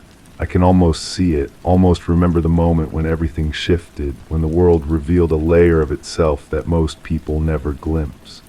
But the memory stays just out of reach, protected by some mechanism in my mind that might be trying to keep me safe.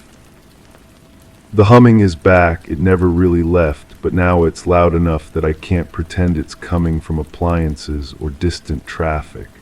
It's coming from me, from inside me, as if something has taken up residence in my chest cavity and is broadcasting on a frequency only I can hear.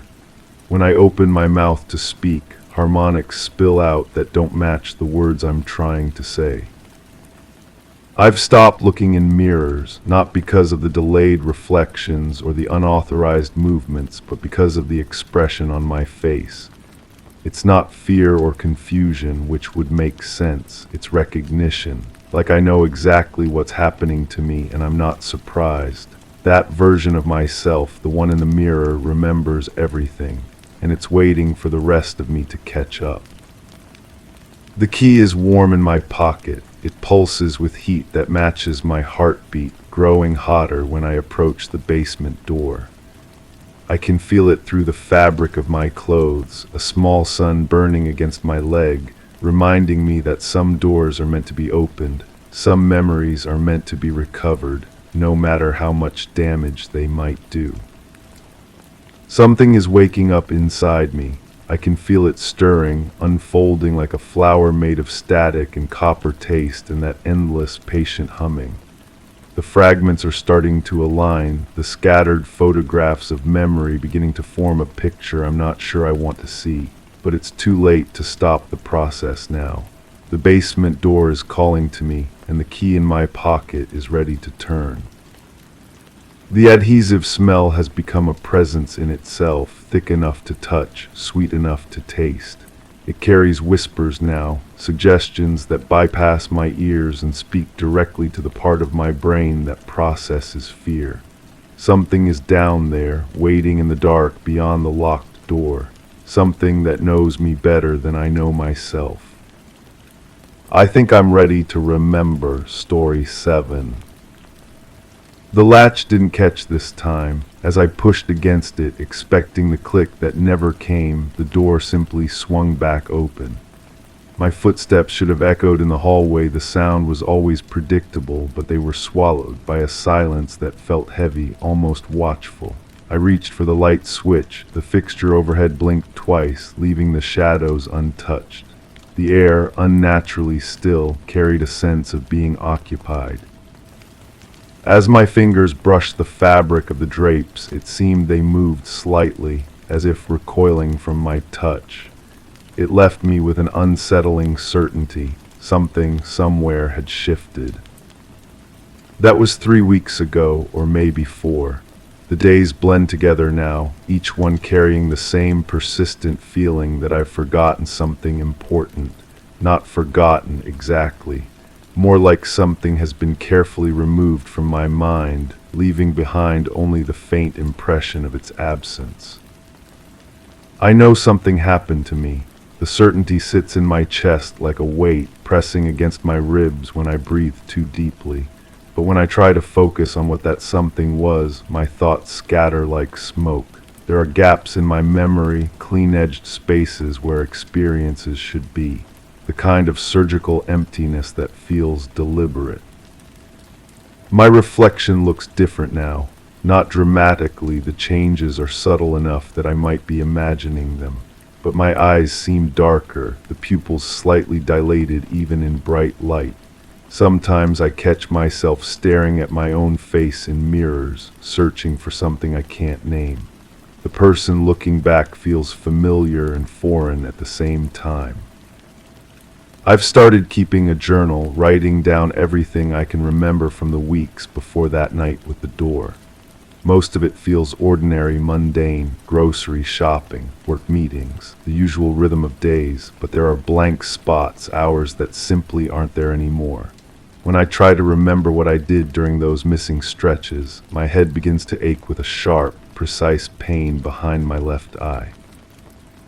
Yesterday, while cleaning out old files on my computer, I found something I don't remember creating. A folder labeled Audio Notes containing a single recording. The file name was just numbers, a string of digits that meant nothing to me. When I saw it, my hands started trembling without reason.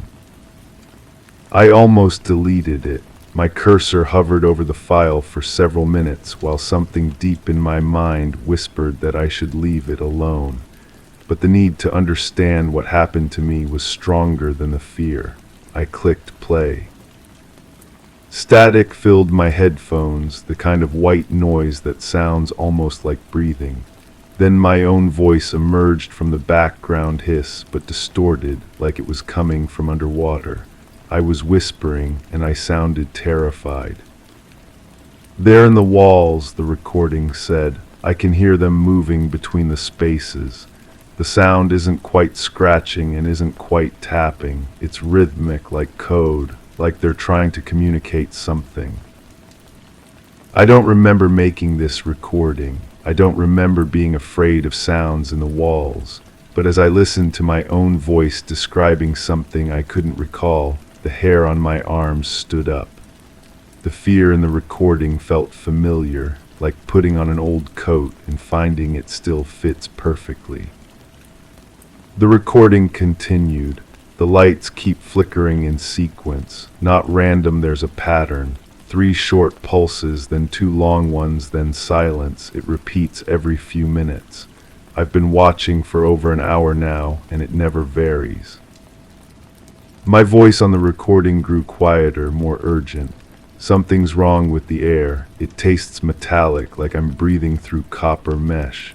And there's a smell underneath it all, sweet and sharp at the same time, like new plastic and cold blood." The recording cut off abruptly, leaving only static. I played it 3 more times, searching for details I might have missed. Each time I listened, fragments of sensation flickered at the edges of my consciousness. The taste of metal on my tongue, the feeling of being watched from inside the walls. But when I tried to grasp these impressions directly, they dissolved. It was like trying to look at something in my peripheral vision. The harder I focused, the more it faded. That night I couldn't sleep. Every small sound in my apartment seemed amplified and significant. The refrigerator's hum carried undertones I'd never noticed before. The building's settling creaks formed almost patterns that made me count the intervals between them. When I finally drifted off, I dreamed of lights flashing in sequences I couldn't decode. I woke with the conviction that I needed to search my apartment more thoroughly. If I'd made one recording I couldn't remember, there might be other clues I'd left for myself. In the back of my bedroom closet, behind a box of old books, I found a small digital camera I'd forgotten I owned. The memory card contained dozens of photos taken from inside my apartment, but they showed things I didn't recognize.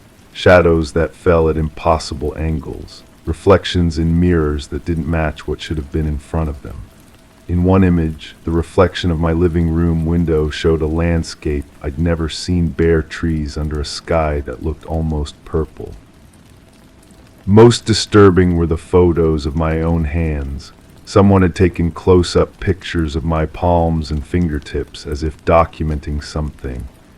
In the images, my skin looked different, paler, with a faint network of dark lines visible just beneath the surface, like a road map drawn in ink that was almost transparent.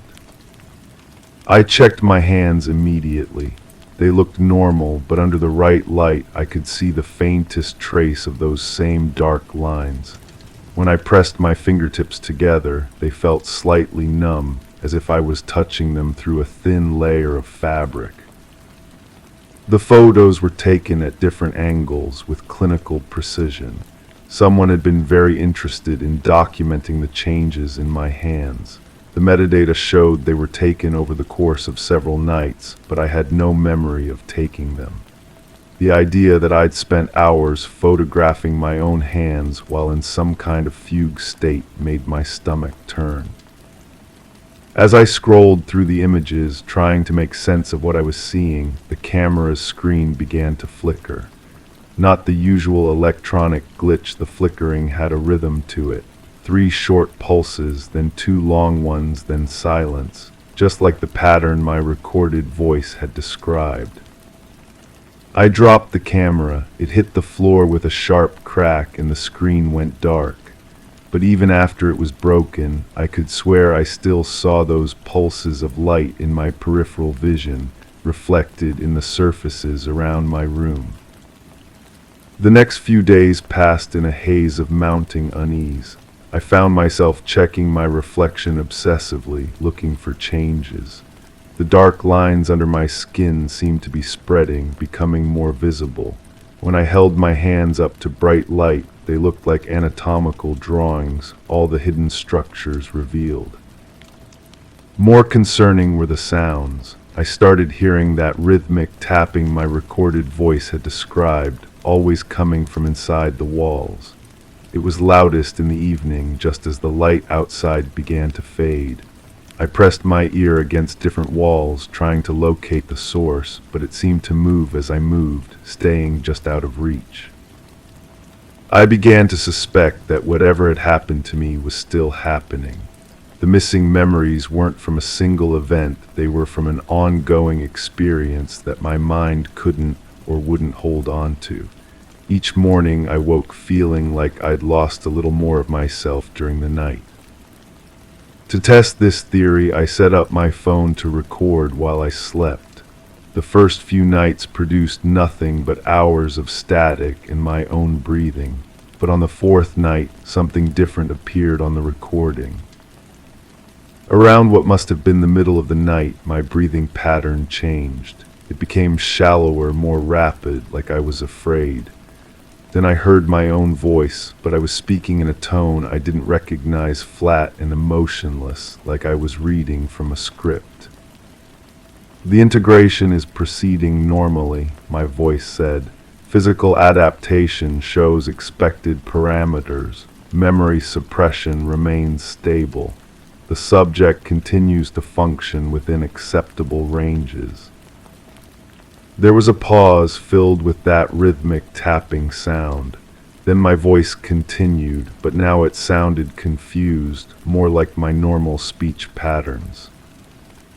"I don't understand what's happening to me. I keep losing pieces of myself. Every morning there's less of who I used to be, but something else is growing in those empty spaces, something that knows things I've never learned." The recording went silent after that, except for the sound of my breathing gradually returning to normal. But I could hear something else underneath it all, a faint electronic humming, like the sound of machinery running in a distant room. I listened to this recording dozens of times, trying to understand what my sleeping self was telling me. The clinical tone of the first part suggested I was reporting to someone, but who? And why couldn't I remember any of it? More troubling was the implication that whatever was happening to me was intentional. The phrase "memory suppression remains stable" suggested that my forgotten experiences weren't accidental. Someone or something was deliberately editing my consciousness, removing the parts they didn't want me to remember. But why leave clues? Why allow me to find the recordings and photos if the goal was to keep me ignorant? Unless the clues themselves were part of the process, breadcrumbs leading me toward some predetermined conclusion. The thought made me feel sick. Was my investigation genuine? Or was I following a script written by the same force that was stealing my memories? As these questions multiplied, the physical changes accelerated. The dark lines under my skin became clearly visible, forming intricate patterns across my palms and fingers. When I touched objects, I could feel them in ways that seemed impossible, sensing their internal structure, their molecular composition. A wooden table felt like a forest of crystallized time. Metal objects hummed with electromagnetic signatures that made my fingertips tingle. My reflection continued to shift in subtle ways. My face looked sharper, more angular. My eyes had developed a reflective quality that made them seem almost luminous in dim light. Sometimes I caught myself making expressions I'd never made before, tilting my head at odd angles, moving my hands in precise geometric patterns. Most unsettling was the growing sense that I was being observed, not by hidden cameras or lurking figures, but by something much more intimate. It felt like there were additional eyes behind my own eyes, watching my thoughts form and deciding which ones I'd be allowed to keep. The feeling was strongest when I looked in mirrors. My reflection would move in perfect synchronization with me, but there was a quality to its movements that suggested independence, like it was choosing to mirror me rather than being compelled to.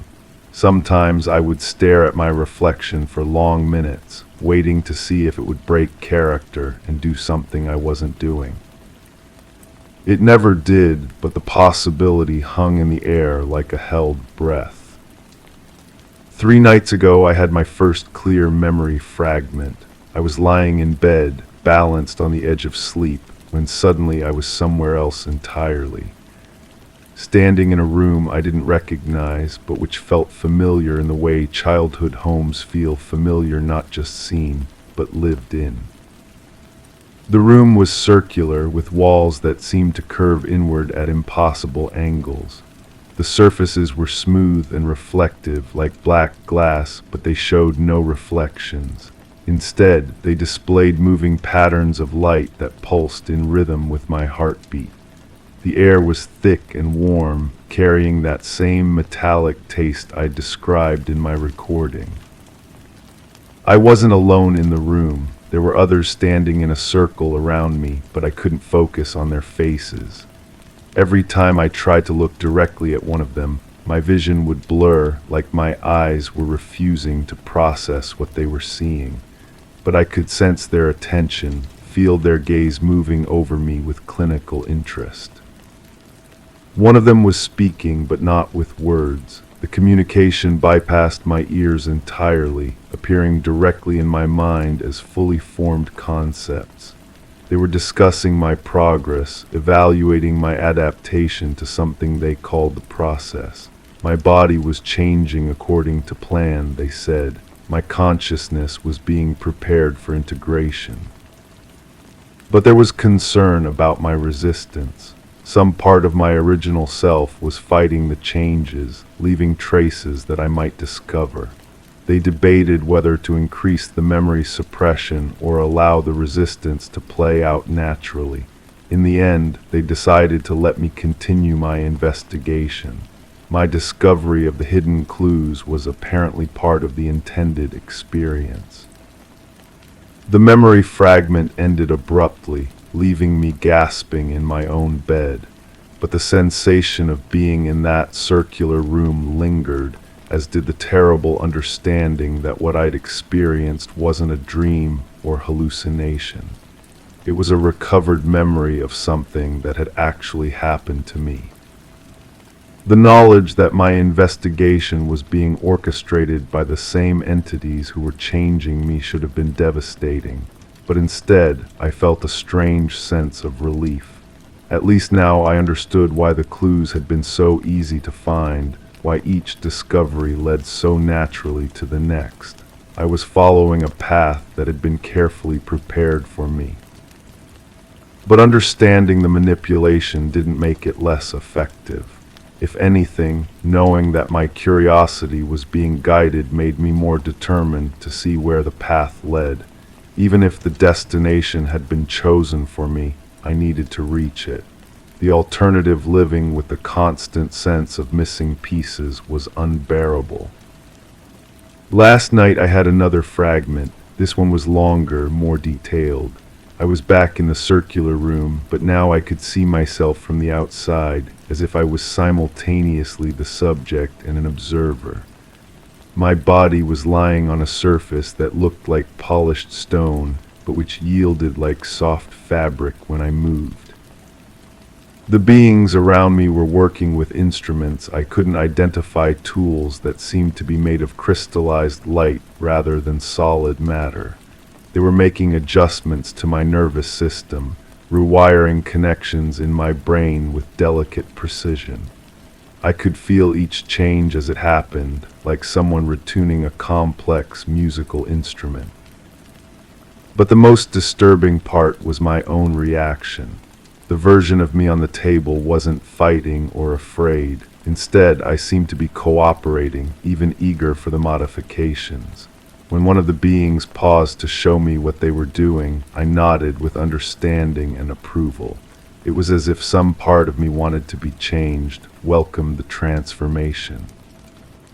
This willing participation felt like the deepest betrayal, not just of who I used to be, but of who I thought I still was. The person investigating these fragments assumed I was a victim of something being done against my will, but the recovered memories suggested I was a willing participant, maybe even an enthusiastic one. The fragment ended with one of the beings communicating directly with me. The final integration will begin soon. Your human consciousness will be preserved, but it will no longer be primary. You will remember this choice, and you will understand why it was necessary. I woke with those words echoing in my mind and the taste of metal stronger than ever on my tongue. When I looked at my hands, the dark lines had spread up my arms, forming complex patterns that looked almost like circuit boards etched into my flesh. But the most shocking change was in my reflection. For just a moment, as I caught sight of myself in the bathroom mirror, my reflection was completely different. Instead of my own face, I saw something else looking back at me, features that were almost human but subtly wrong, as if designed by someone who had only heard humans described but never seen one. The image lasted only a fraction of a second before snapping back to my normal reflection. But in that brief glimpse, the other face had smiled at me with an expression of satisfied recognition. Now I sit here recording these thoughts, knowing that tomorrow I might not remember writing them. The integration they spoke of is accelerating. I can feel my original self being compressed into a smaller and smaller space inside my own mind, making room for whatever is taking its place. The strange thing is that I'm not entirely afraid anymore. The new consciousness emerging inside me carries knowledge and perspectives that feel valuable, even necessary. It understands things about reality that my human mind never could have grasped. The fear I feel is increasingly foreign, a leftover emotion from a form of existence I'm outgrowing. But some stubborn part of me continues to resist, continues to leave these breadcrumbs for whatever remains of my original self to find. Even as I write this, I can feel that resistance weakening, being absorbed into something larger and more complex. The tapping in the walls has stopped. The rhythmic pulses of light no longer flicker at the edges of my vision. These phenomena were never external, I realize now. They were symptoms of the integration process, side effects of two different forms of consciousness learning to coexist in the same neural space. My reflection looks normal again, but I know that's temporary. Soon it will show only the new face, and the old one will be just another suppressed memory. The dark lines under my skin are spreading faster now, reaching toward my heart and brain. When they complete their circuit, the transformation will be irreversible. I should be documenting more, leaving more detailed records of what's happening, but the urge to investigate is fading, replaced by a growing acceptance of the process. The new consciousness doesn't see the changes as a loss to be mourned, but as an evolution to be celebrated. In my final clear memory fragment, I saw the completed version of what I'm becoming. It was still recognizably me, but enhanced in ways that made my current form seem primitive and limited. The being I'm becoming can perceive dimensions of reality that are invisible to human senses, can process information at speeds that would overwhelm an unmodified brain. Most importantly, it's not alone. There are others like it, part of a network of consciousness that spans distances my human mind can't comprehend. The isolation that has defined my entire existence as a human will soon be replaced by a form of connection more intimate than anything I've ever experienced. The integration is almost complete now. I can feel my original self being gently dissolved, its essential components being woven into something larger and more capable. The fear is almost gone, replaced by anticipation and a deep sense of rightness. But something is still watching, not the beings who are transforming me, they're part of me now, their presence as natural as my own heartbeat. This is something else, something that observes the integration process from the outside. I can feel its attention like a weight pressing against the edges of my awareness. It's been watching all along, I realize, watching not just me, but all of us who undergo this process. Collecting data, studying the transformation, learning something from our metamorphosis that we ourselves are not meant to understand. The thought should disturb me, but it doesn't. The new consciousness emerging inside me accepts being observed as part of the natural order. We are changed, and in changing, we serve a purpose beyond our own evolution. My hands are shaking as I write this, but not from fear. The neural pathways controlling my motor functions are being rewired, optimized for capabilities I don't yet fully understand. Soon I won't need to communicate through such primitive means as writing. The thoughts themselves will be shareable, transferable between minds without the clumsy intermediary of language. The last thing my original self wants to record is a question that may never be answered. Was the person I used to be real, or just a temporary configuration of consciousness designed to facilitate this transformation? Were my memories of a human life genuine experiences, or implanted backstory created to give the integration process a foundation to build upon? I don't think I'll ever know, and soon I won't care. The final integration is beginning now. I can feel my sense of individual identity expanding, connecting to something vast and interconnected. The boundaries of myself are dissolving, but instead of loss, I feel completion. My reflection shows the new face now, and it's beautiful in ways human aesthetics can't appreciate.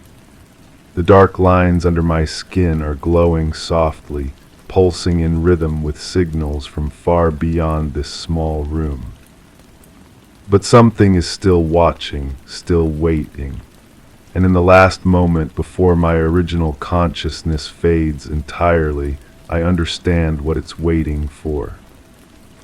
It's waiting to see what we become next. Story 8. The elevator button didn't light up. My finger lingered over the smooth surface, half expecting a familiar glow to acknowledge my presence, but it remained dark and unresponsive.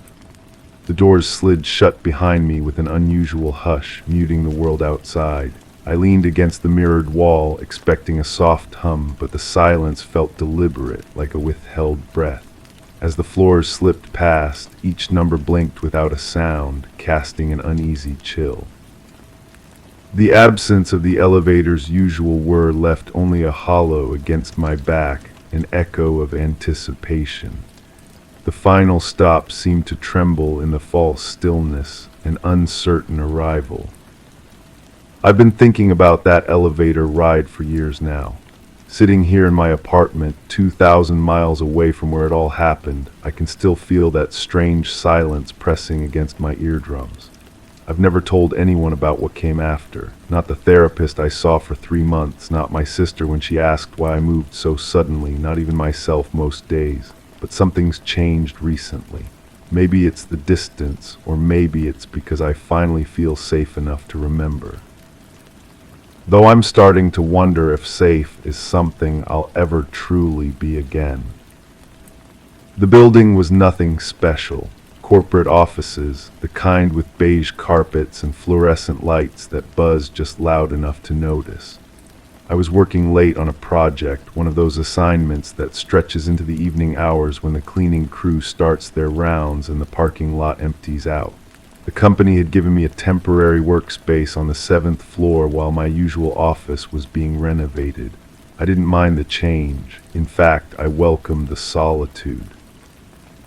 Those first few weeks felt normal, productive even. I'd arrive each morning to find my desk exactly as I'd left it, my coffee mug positioned just so, my papers arranged in neat stacks. The floor had maybe 6 other people during regular hours, but by 6 o'clock I was usually alone. The quiet helped me focus. I could hear my thoughts clearly, organize my work without interruption. It felt like I was finally getting ahead of things. But there were small details that didn't quite fit. The way my computer screen would flicker sometimes when I walked past it, even when it was supposed to be in sleep mode. How the air conditioning seemed to cycle on and off at irregular intervals, creating pockets of warmth and cold that shifted throughout the day. I blamed it on the building's age, the quirks of an older electrical system. Old buildings have personalities, I told myself. They settle and adjust in ways that newer constructions don't. The first time I noticed something genuinely wrong was on a Thursday evening.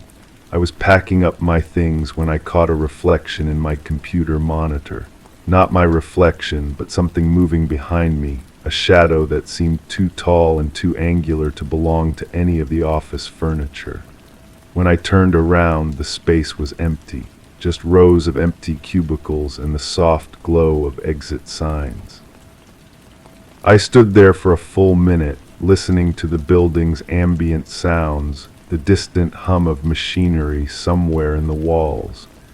Nothing seemed out of place, but my heart was beating faster than it should have been. I started paying more attention after that, not obsessively, but with a heightened awareness that made me notice things I'd previously ignored. The way certain lights would dim when I walked beneath them, then brighten again when I moved away. How my phone would sometimes lose signal in specific spots on the floor, always the same spots, even though the reception was fine everywhere else in the building. These weren't dramatic occurrences. They were subtle, almost polite in their strangeness.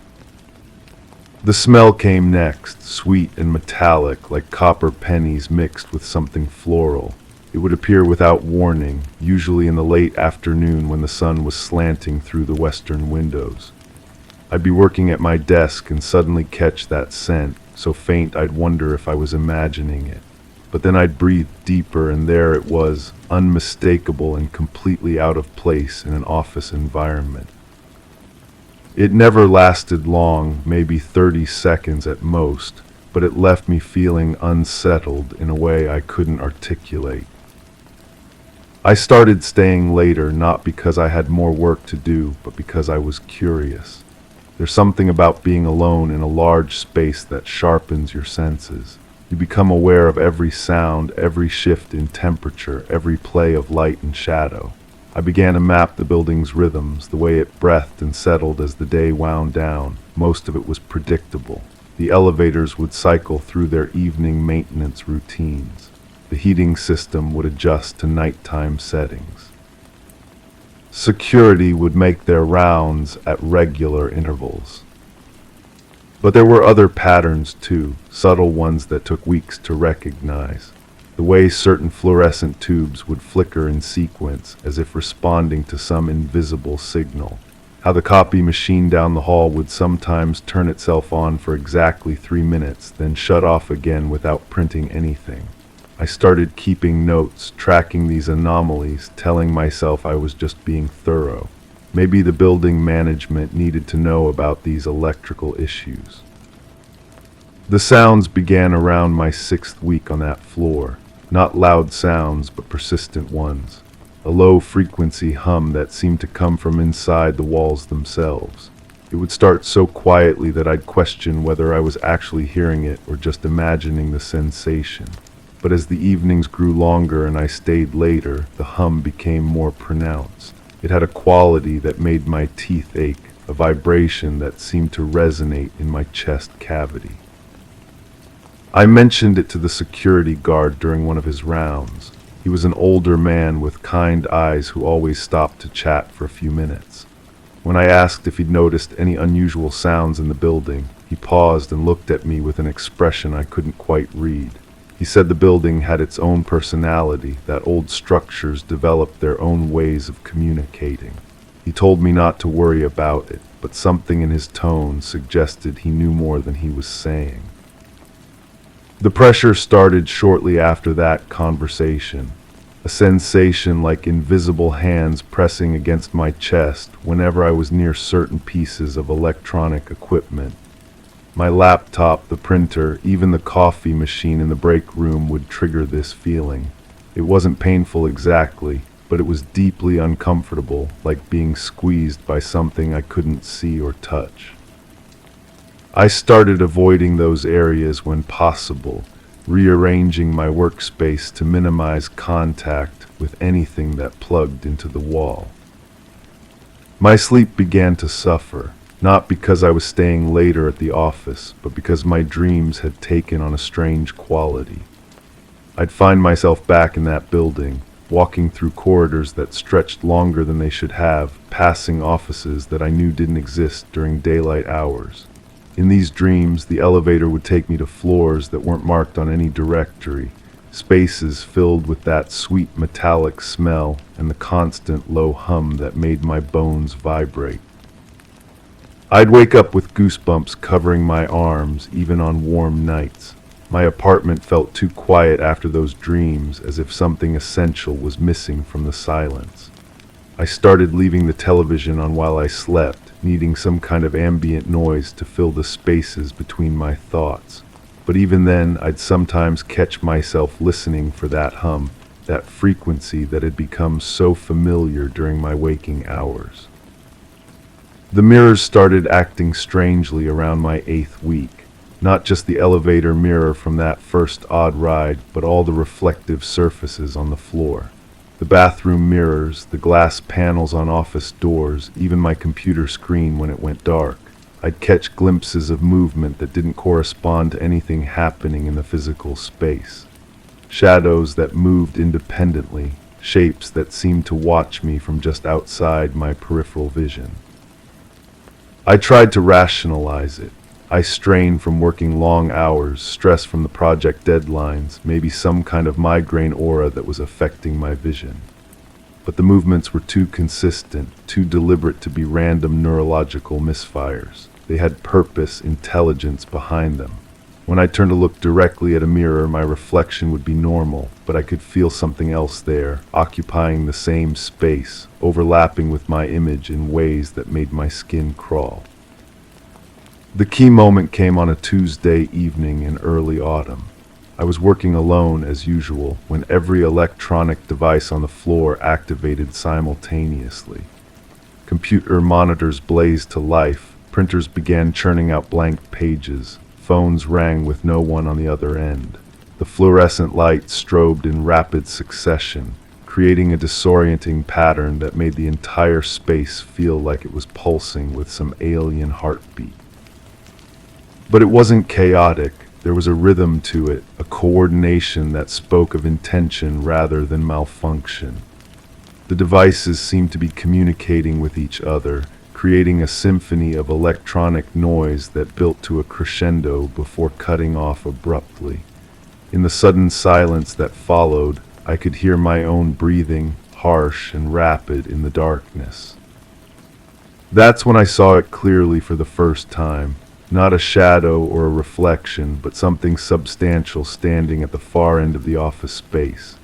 It was tall, impossibly tall, with proportions that didn't quite make sense in the context of human anatomy. It didn't move toward me or make any threatening gestures. It simply stood there, watching, as if it had been waiting patiently for me to finally acknowledge its presence. I don't remember leaving the building that night. My next clear memory is sitting in my car in the parking lot, keys in my hand, staring up at the 7th floor windows. The lights were back to normal, casting their usual pale glow into the darkness. But I knew something fundamental had changed. I'd been invited into an awareness I couldn't uninvite myself from. I called in sick the next day, and the day after that. When I finally returned to work, I requested an immediate transfer back to my original office, claiming the renovation fumes were affecting my health. My supervisor was understanding, even apologetic about the inconvenience I'd experienced.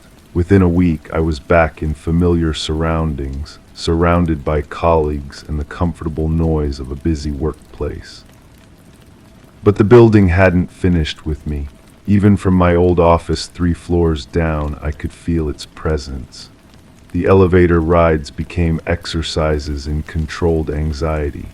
I'd watch the floor numbers light up, holding my breath as we passed the 7th floor, afraid that the doors might open on their own, revealing that impossible figure waiting patiently in the corridor.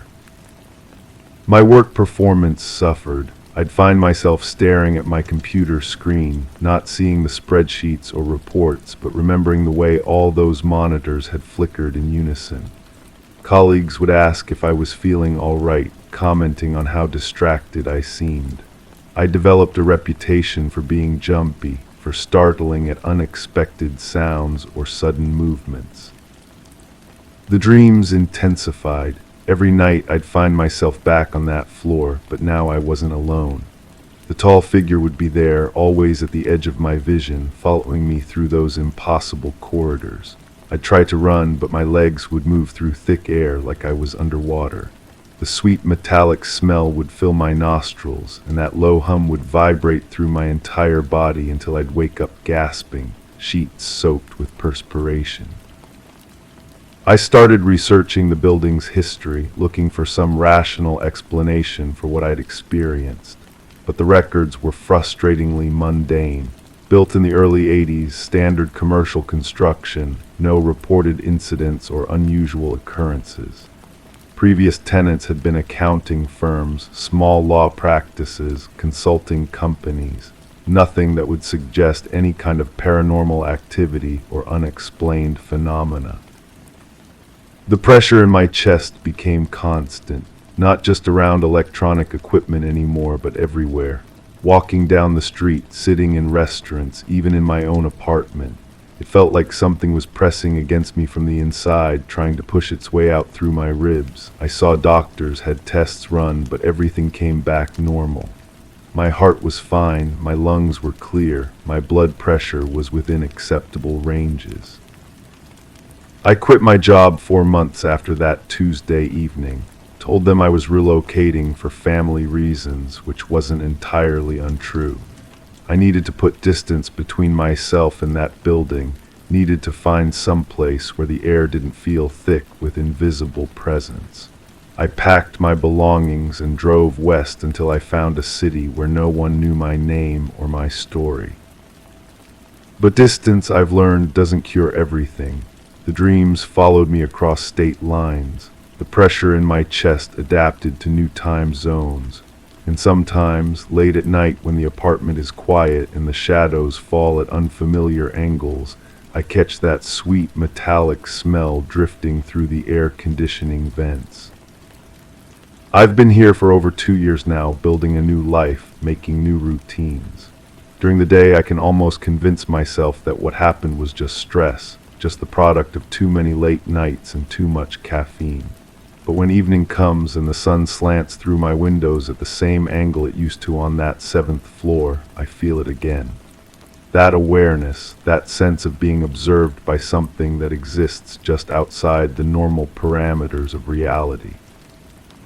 The mirrors in my new apartment reflect only what they should. The electronics work properly. The lights don't flicker in sequence, and the air conditioning maintains a consistent temperature. By all objective measures, I'm safe here. But safety, I've discovered, is more than just the absence of immediate threat. It's the ability to trust that you're alone when you appear to be alone. That silence means the absence of presence rather than the presence of something choosing not to make noise. I still avoid elevators when possible. When I have to use them, I keep my eyes fixed on the floor numbers, watching for any sign that they might skip or pause at a floor that shouldn't exist. I've never seen that particular building again, never even driven past it during my infrequent visits back east. but I know it's there, patient and waiting, with that impossible figure standing in the space where my desk used to be. The worst part isn't the memories or the dreams or even the persistent feeling of being watched. It's the knowledge that I've been marked somehow, tagged with an invisible signature that identifies me as someone who has seen too much. I carry that mark with me wherever I go, a frequency that resonates at the edge of perception, attracting attention from things that most people never have to acknowledge. Sometimes I wonder if I should have stayed, if I should have tried to understand what that presence wanted, what it was trying to communicate through all those electronic symphonies and mirror games. But I suspect that understanding would have required a kind of surrender I wasn't prepared to make, an acceptance of realities that would have fundamentally changed who I am. So I tell myself this story, hoping that speaking it aloud will somehow diminish its power over me. But even as I form these words, I can feel that familiar pressure building in my chest, that sweet metallic scent beginning to gather at the edges of my awareness. The building may be thousands of miles away, but the connection it forged with me remains unbroken, a tether that stretches across distance and time. And now, as I finish this confession, I realize why I finally found the courage to speak. It's not because I feel safe enough to remember. It's because I'm beginning to suspect that wherever I go, whatever new life I try to build, I'm never really going to be alone again. The silence around me isn't empty. It's full of patient waiting, and I'm afraid that someday soon, that waiting is going to end. Story 9. I stood quietly fixated on the door that should have been shut tight. The room around me felt alive. Despite its stillness, shadows cast long fingers across the walls, but never shifted from their places. The air was dense, almost tangible, wrapping around me in an unsettling embrace. I watched, waiting for a sign, an indication that the silence was normal, that the room was merely void of life and nothing more. But the door remained ajar, its edge cutting into the gloom with a defiance that sent my pulse into a steady murmur. That's when I noticed the thin glint, a reflection on the doorknob that hadn't been there before, or maybe it had, but not like this. And in that moment, something intangible shifted. To whoever finds this letter, if anyone ever does. I'm writing this because I need you to understand. Not understand what happened, I don't think I understand that myself anymore, but understand why I can't stay. Why I can't keep pretending that everything is the same when it isn't, when I'm not. You'll probably think I'm losing my mind. Maybe I am. Maybe that would be easier than what I suspect is really happening to me. But I need to get this down on paper before I forget how to form the words, before the feeling of being myself slips away entirely like water through cupped hands. It started with that door, or maybe it started long before, and the door was just when I finally noticed. When I finally stopped lying to myself that the wrongness I'd been feeling was just stress, just imagination, just anything other than what it was. The glint on the doorknob, I keep coming back to that. It wasn't light from the window, the curtains were drawn. It wasn't from the hallway either. The light was wrong, too silver, too cold, like moonlight but sharper, like it was coming from somewhere that shouldn't exist. I've been keeping this secret for so long now that it feels like a tumor growing behind my ribs. Every day I wake up and tell myself I'll forget about it, that I'll go back to being normal. But normal doesn't want me anymore. Normal looks at me sideways now, like I'm a stranger wearing my own face. The reflection, God, the reflection. I can't stop thinking about it because it moved when I didn't. Just a fraction, just enough to make my stomach drop like I was falling.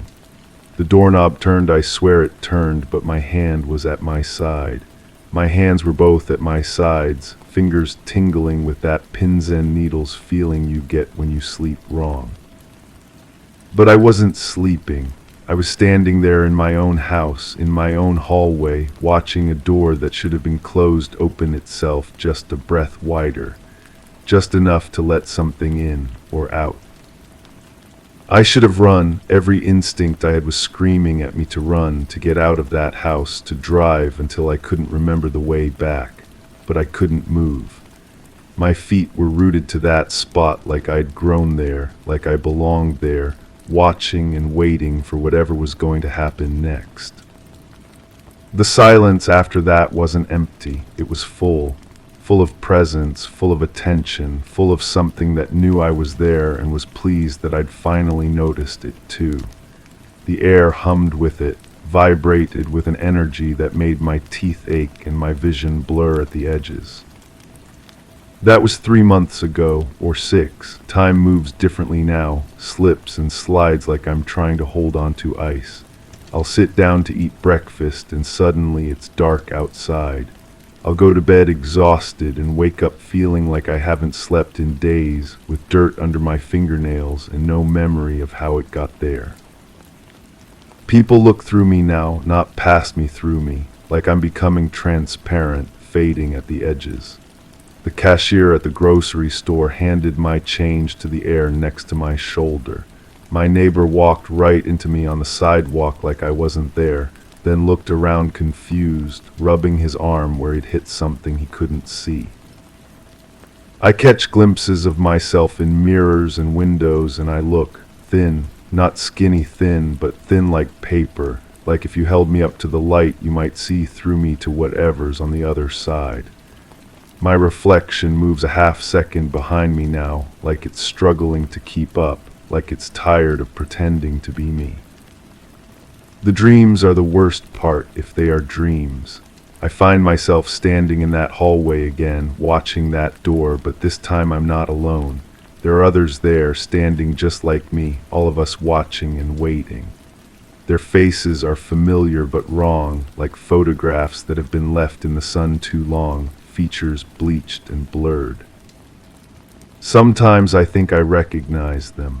The woman with the faded floral dress who used to live 3 houses down before she moved away suddenly. The man in the gray coat who disappeared from the office without giving notice. People who left without explanation, without goodbye, without trace. Are we all here? Are we all watching? Are we all becoming thin? I can feel it happening to me now, this slow dissolution. My thoughts scatter like leaves in wind. I'll start a sentence and forget how I meant to end it. I'll reach for a memory and find only empty space where it used to be. The boundaries of myself are becoming suggestions rather than facts. But the presence is still there, growing stronger as I grow weaker. It feeds on the watching, I think, on the attention. On the slow surrender of people like me who stand too long in hallways, staring at doors that shouldn't be open, seeing reflections that shouldn't move. I tried to tell someone once, my sister I think, though her face is getting harder to remember. She looked at me with such concern, such pity, and I realized she couldn't see what was happening to me. To her I was just sick, just confused, just someone who needed help she couldn't give. Maybe she was right. Maybe I am just sick, just confused, just losing pieces of my mind like coins falling through holes in my pockets. But if that's true, then why do I feel so much less alone now? Why does the silence feel like companionship? Why does the wrongness feel more like home than anything else ever has? The door is always open now. In every house I pass, every building I enter, there's always one door standing ajar with that silver light gleaming on the handle, waiting, watching, welcoming. I used to be afraid of it. Now I think I've been afraid of the wrong thing. I was afraid of what might come through the door, when I should have been afraid of what the door was inviting me to become. The others don't speak, but I can feel their understanding. We're all part of something larger now, something that exists in the spaces between what is and what should be. We're the watchers, the waited for, the ones who noticed what we shouldn't have noticed and can never unknow what we now know. My handwriting is getting harder to control. The letters want to drift off the page, to scatter like everything else about me. Soon I won't be able to hold the pen at all. Soon I won't remember why I wanted to. If you find this letter, don't look for me. I won't be anywhere you can find me, but I'll be everywhere you're not looking. I'll be in your peripheral vision, in the corner of your eye, in the space between 1 second and the next. And if you ever find yourself standing in a hallway, staring at a door that should be closed, seeing light that shouldn't be there, run. Don't watch, don't wait, don't let the silence convince you that you belong there. Because once you start watching, you can never really stop. And once you start fading, there's no way back to solid, no way back to seen, no way back to the person you used to be before you knew that doors could open themselves and reflections could have their own ideas about where they wanted to go. I can barely see my hand now as I write this. The pen feels like it weighs nothing, like I weigh nothing, like we're all just impressions left behind by people who used to exist. The door is calling, it's always been calling. I just couldn't hear it over the sound of being real. Goodbye, whoever you are, whoever I was. Don't remember me too clearly, it might not be safe. Story 10. It chimed softly, a muted bell amidst the quiet of the living room. Not the bright, urgent ring of a modern bell, but a gentle, aged sound that seemed to float without origin. I paused, my fingers hovering over the page of a magazine, the print suddenly blurring as my focus shifted inward. The sound resonated again, and it felt like an old memory tugged at the fringes of my mind, something lost in the corridors of time. I glanced around, searching for the source, but the room remained still, bathed in the late afternoon sun. The air grew dense as another chime echoed softly, bringing with it a sensation I had nearly forgotten, one that wrapped around my senses with a cold, familiar grace. It was a sound I hadn't encountered since the house stood empty, before everything changed. The dreams started after that afternoon. At least I thought they were dreams. The first one came that very night, soft and weightless like falling into warm water. I was lying in my bed, but not quite my bed. The sheets felt different, smoother, and there was a light somewhere above me, not harsh or bright, just there, an oval glow that pulsed gently like something breathing. I remember thinking it was odd that I could see it through my closed eyelids, but dream logic has its own rules, doesn't it? There was a sound too, not the chime from earlier, but something else. A low hum, constant and rhythmic, like someone was modulating a frequency only I could hear. It seemed to come from everywhere and nowhere, vibrating through my bones rather than my ears. I tried to open my eyes properly to see where the light was coming from, but my body felt heavy, disconnected, like I was floating just above myself, watching from a distance. When I woke, the morning felt ordinary. Coffee tasted the same, the shower ran at the right temperature, and the news droned on about traffic and weather. I dismissed the dream as stress. Work had been demanding lately, and I'd been sleeping poorly for weeks. These things happen. The mind processes the day's anxieties in strange ways. But the dream came back. The second time was different, longer, more detailed. I was in the same place, that not quite my bedroom space, but now I could feel more. The surface beneath me wasn't my mattress. It was firmer, cooler, with a texture I couldn't identify. The oval light above me pulsed in a rhythm that matched something deep inside my chest, and I realized I could hear my own heartbeat amplified, as if someone was listening to it through a stethoscope. The humming was closer now, and underneath it there was something else. A voice, maybe, too distant and distorted to make out words, but the cadence was unmistakably conversational. like people talking in the next room, their voices filtered through water and static. I tried to focus on what they were saying, but the harder I listened, the more the words seemed to slip away. This time I felt watched, not threatened exactly, but observed, like I was an interesting specimen under glass. I wanted to move, to sit up and see who was there, but my body wouldn't respond. I could only lie there, feeling that gentle pulsing light wash over me while the voices murmured their incomprehensible conversation. When I woke from that one, my mouth tasted metallic, sharp and clean, like I'd been sucking on copper pennies. I brushed my teeth twice, but the taste lingered for hours. That's when I started noticing things. Small things at first. My keys weren't where I'd left them. They were on the kitchen counter instead of the hook by the door. I could have moved them and forgotten, but it nagged at me. The next day I found my phone plugged into a charger in the bathroom. I never charge my phone in the bathroom. Never. Then there was the mark on my arm, a small, perfectly circular bruise on the inside of my wrist, about the size of a dime. I couldn't remember bumping into anything, couldn't think of how it might have happened. It didn't hurt, just sat there like a tiny purple moon against my skin. The television started acting up too.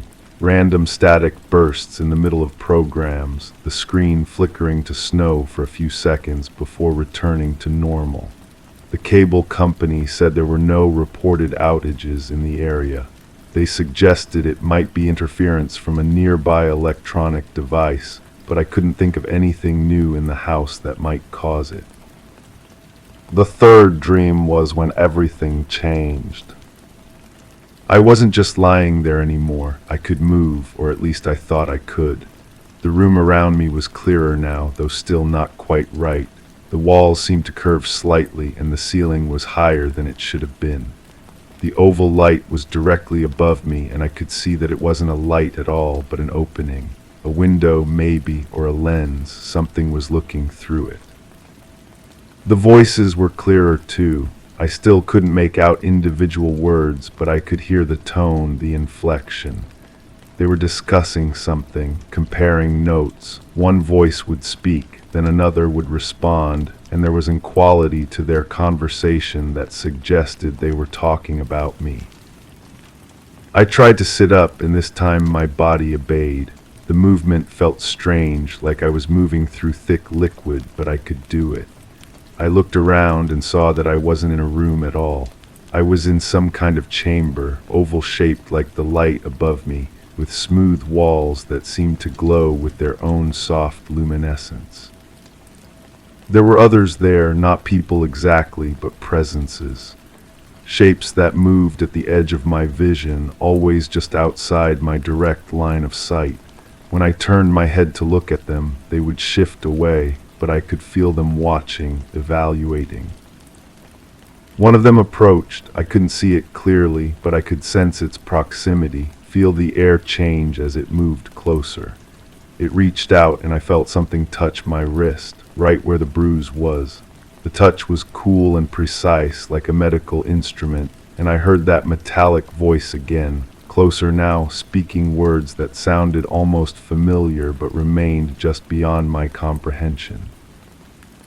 I woke with my heart pounding and that copper taste flooding my mouth again, but this time there was something else. A sharp scent lingered in the air around my bed, clean and artificial, like ozone after a storm, but more chemical, more deliberate. I got up and checked the windows, all closed, checked the vents, nothing unusual, but the smell persisted for nearly an hour before finally fading away. That's when the contamination began. The dreams started bleeding into my waking hours. I'd be sitting at my desk, working on some mundane task, when I'd hear that low humming sound.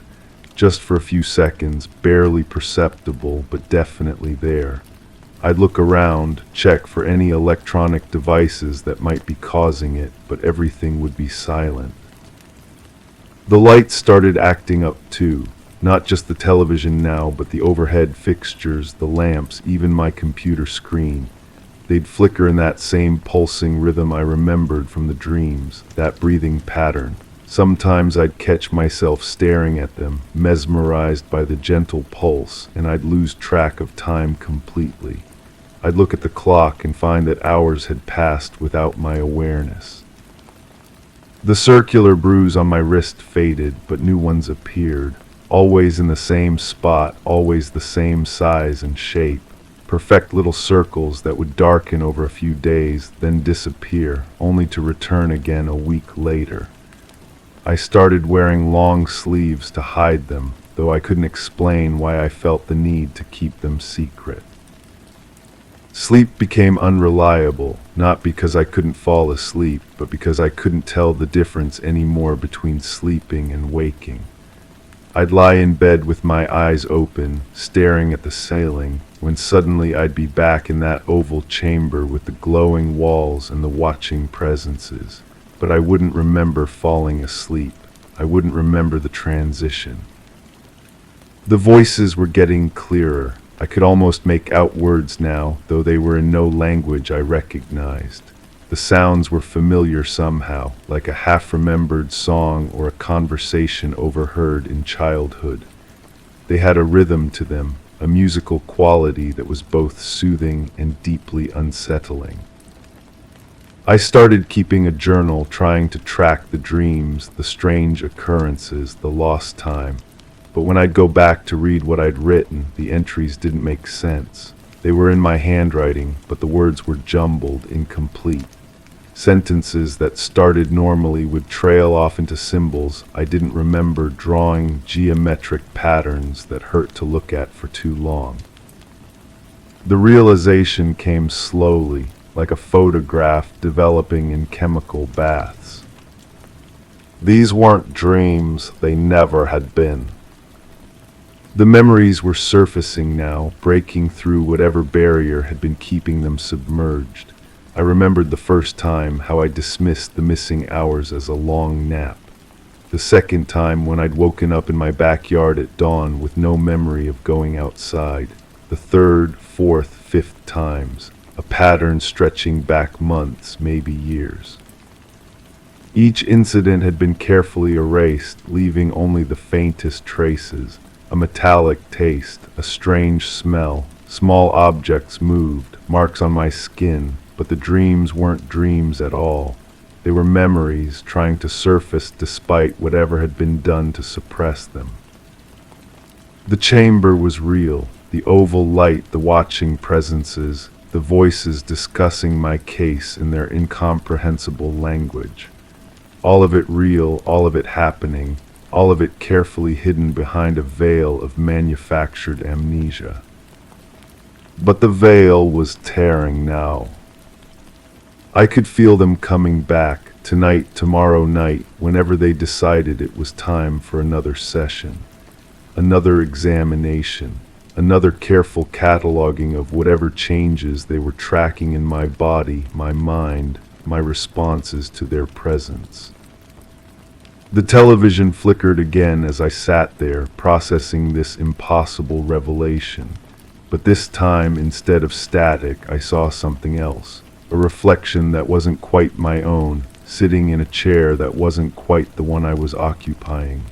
The other me was looking directly at the screen, directly at me, with an expression of calm acceptance that I didn't feel. The humming started again, that low, modulated frequency that seemed to emanate from the walls themselves. The oval light began to pulse somewhere above me, though my ceiling remained solid and unchanged.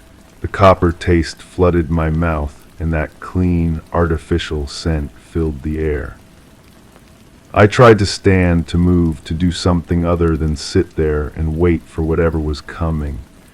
But my body felt heavy, disconnected, like I was floating just above myself, watching from a distance.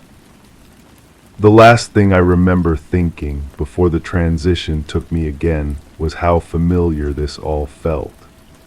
How many times had I sat in this same chair, feeling this same resignation, watching my reflection in a screen that showed me truths I wasn't supposed to remember. How many times had I forgotten, only to remember again, only to forget once more? The chiming sound returned, that muted bell that had started everything. But this time it wasn't coming from the living room. It was coming from inside the chamber, inside that oval space where the voices waited to continue their conversation about me. And as the world shifted around me, as the walls began to curve and glow with their soft luminescence, I noticed something that made my breath catch in my throat. On the table beside my chair, exactly where I'd left it that first afternoon, was my magazine. Still open to the same page, the print still slightly blurred. But the page was warm to the touch, and it smelled like ozone.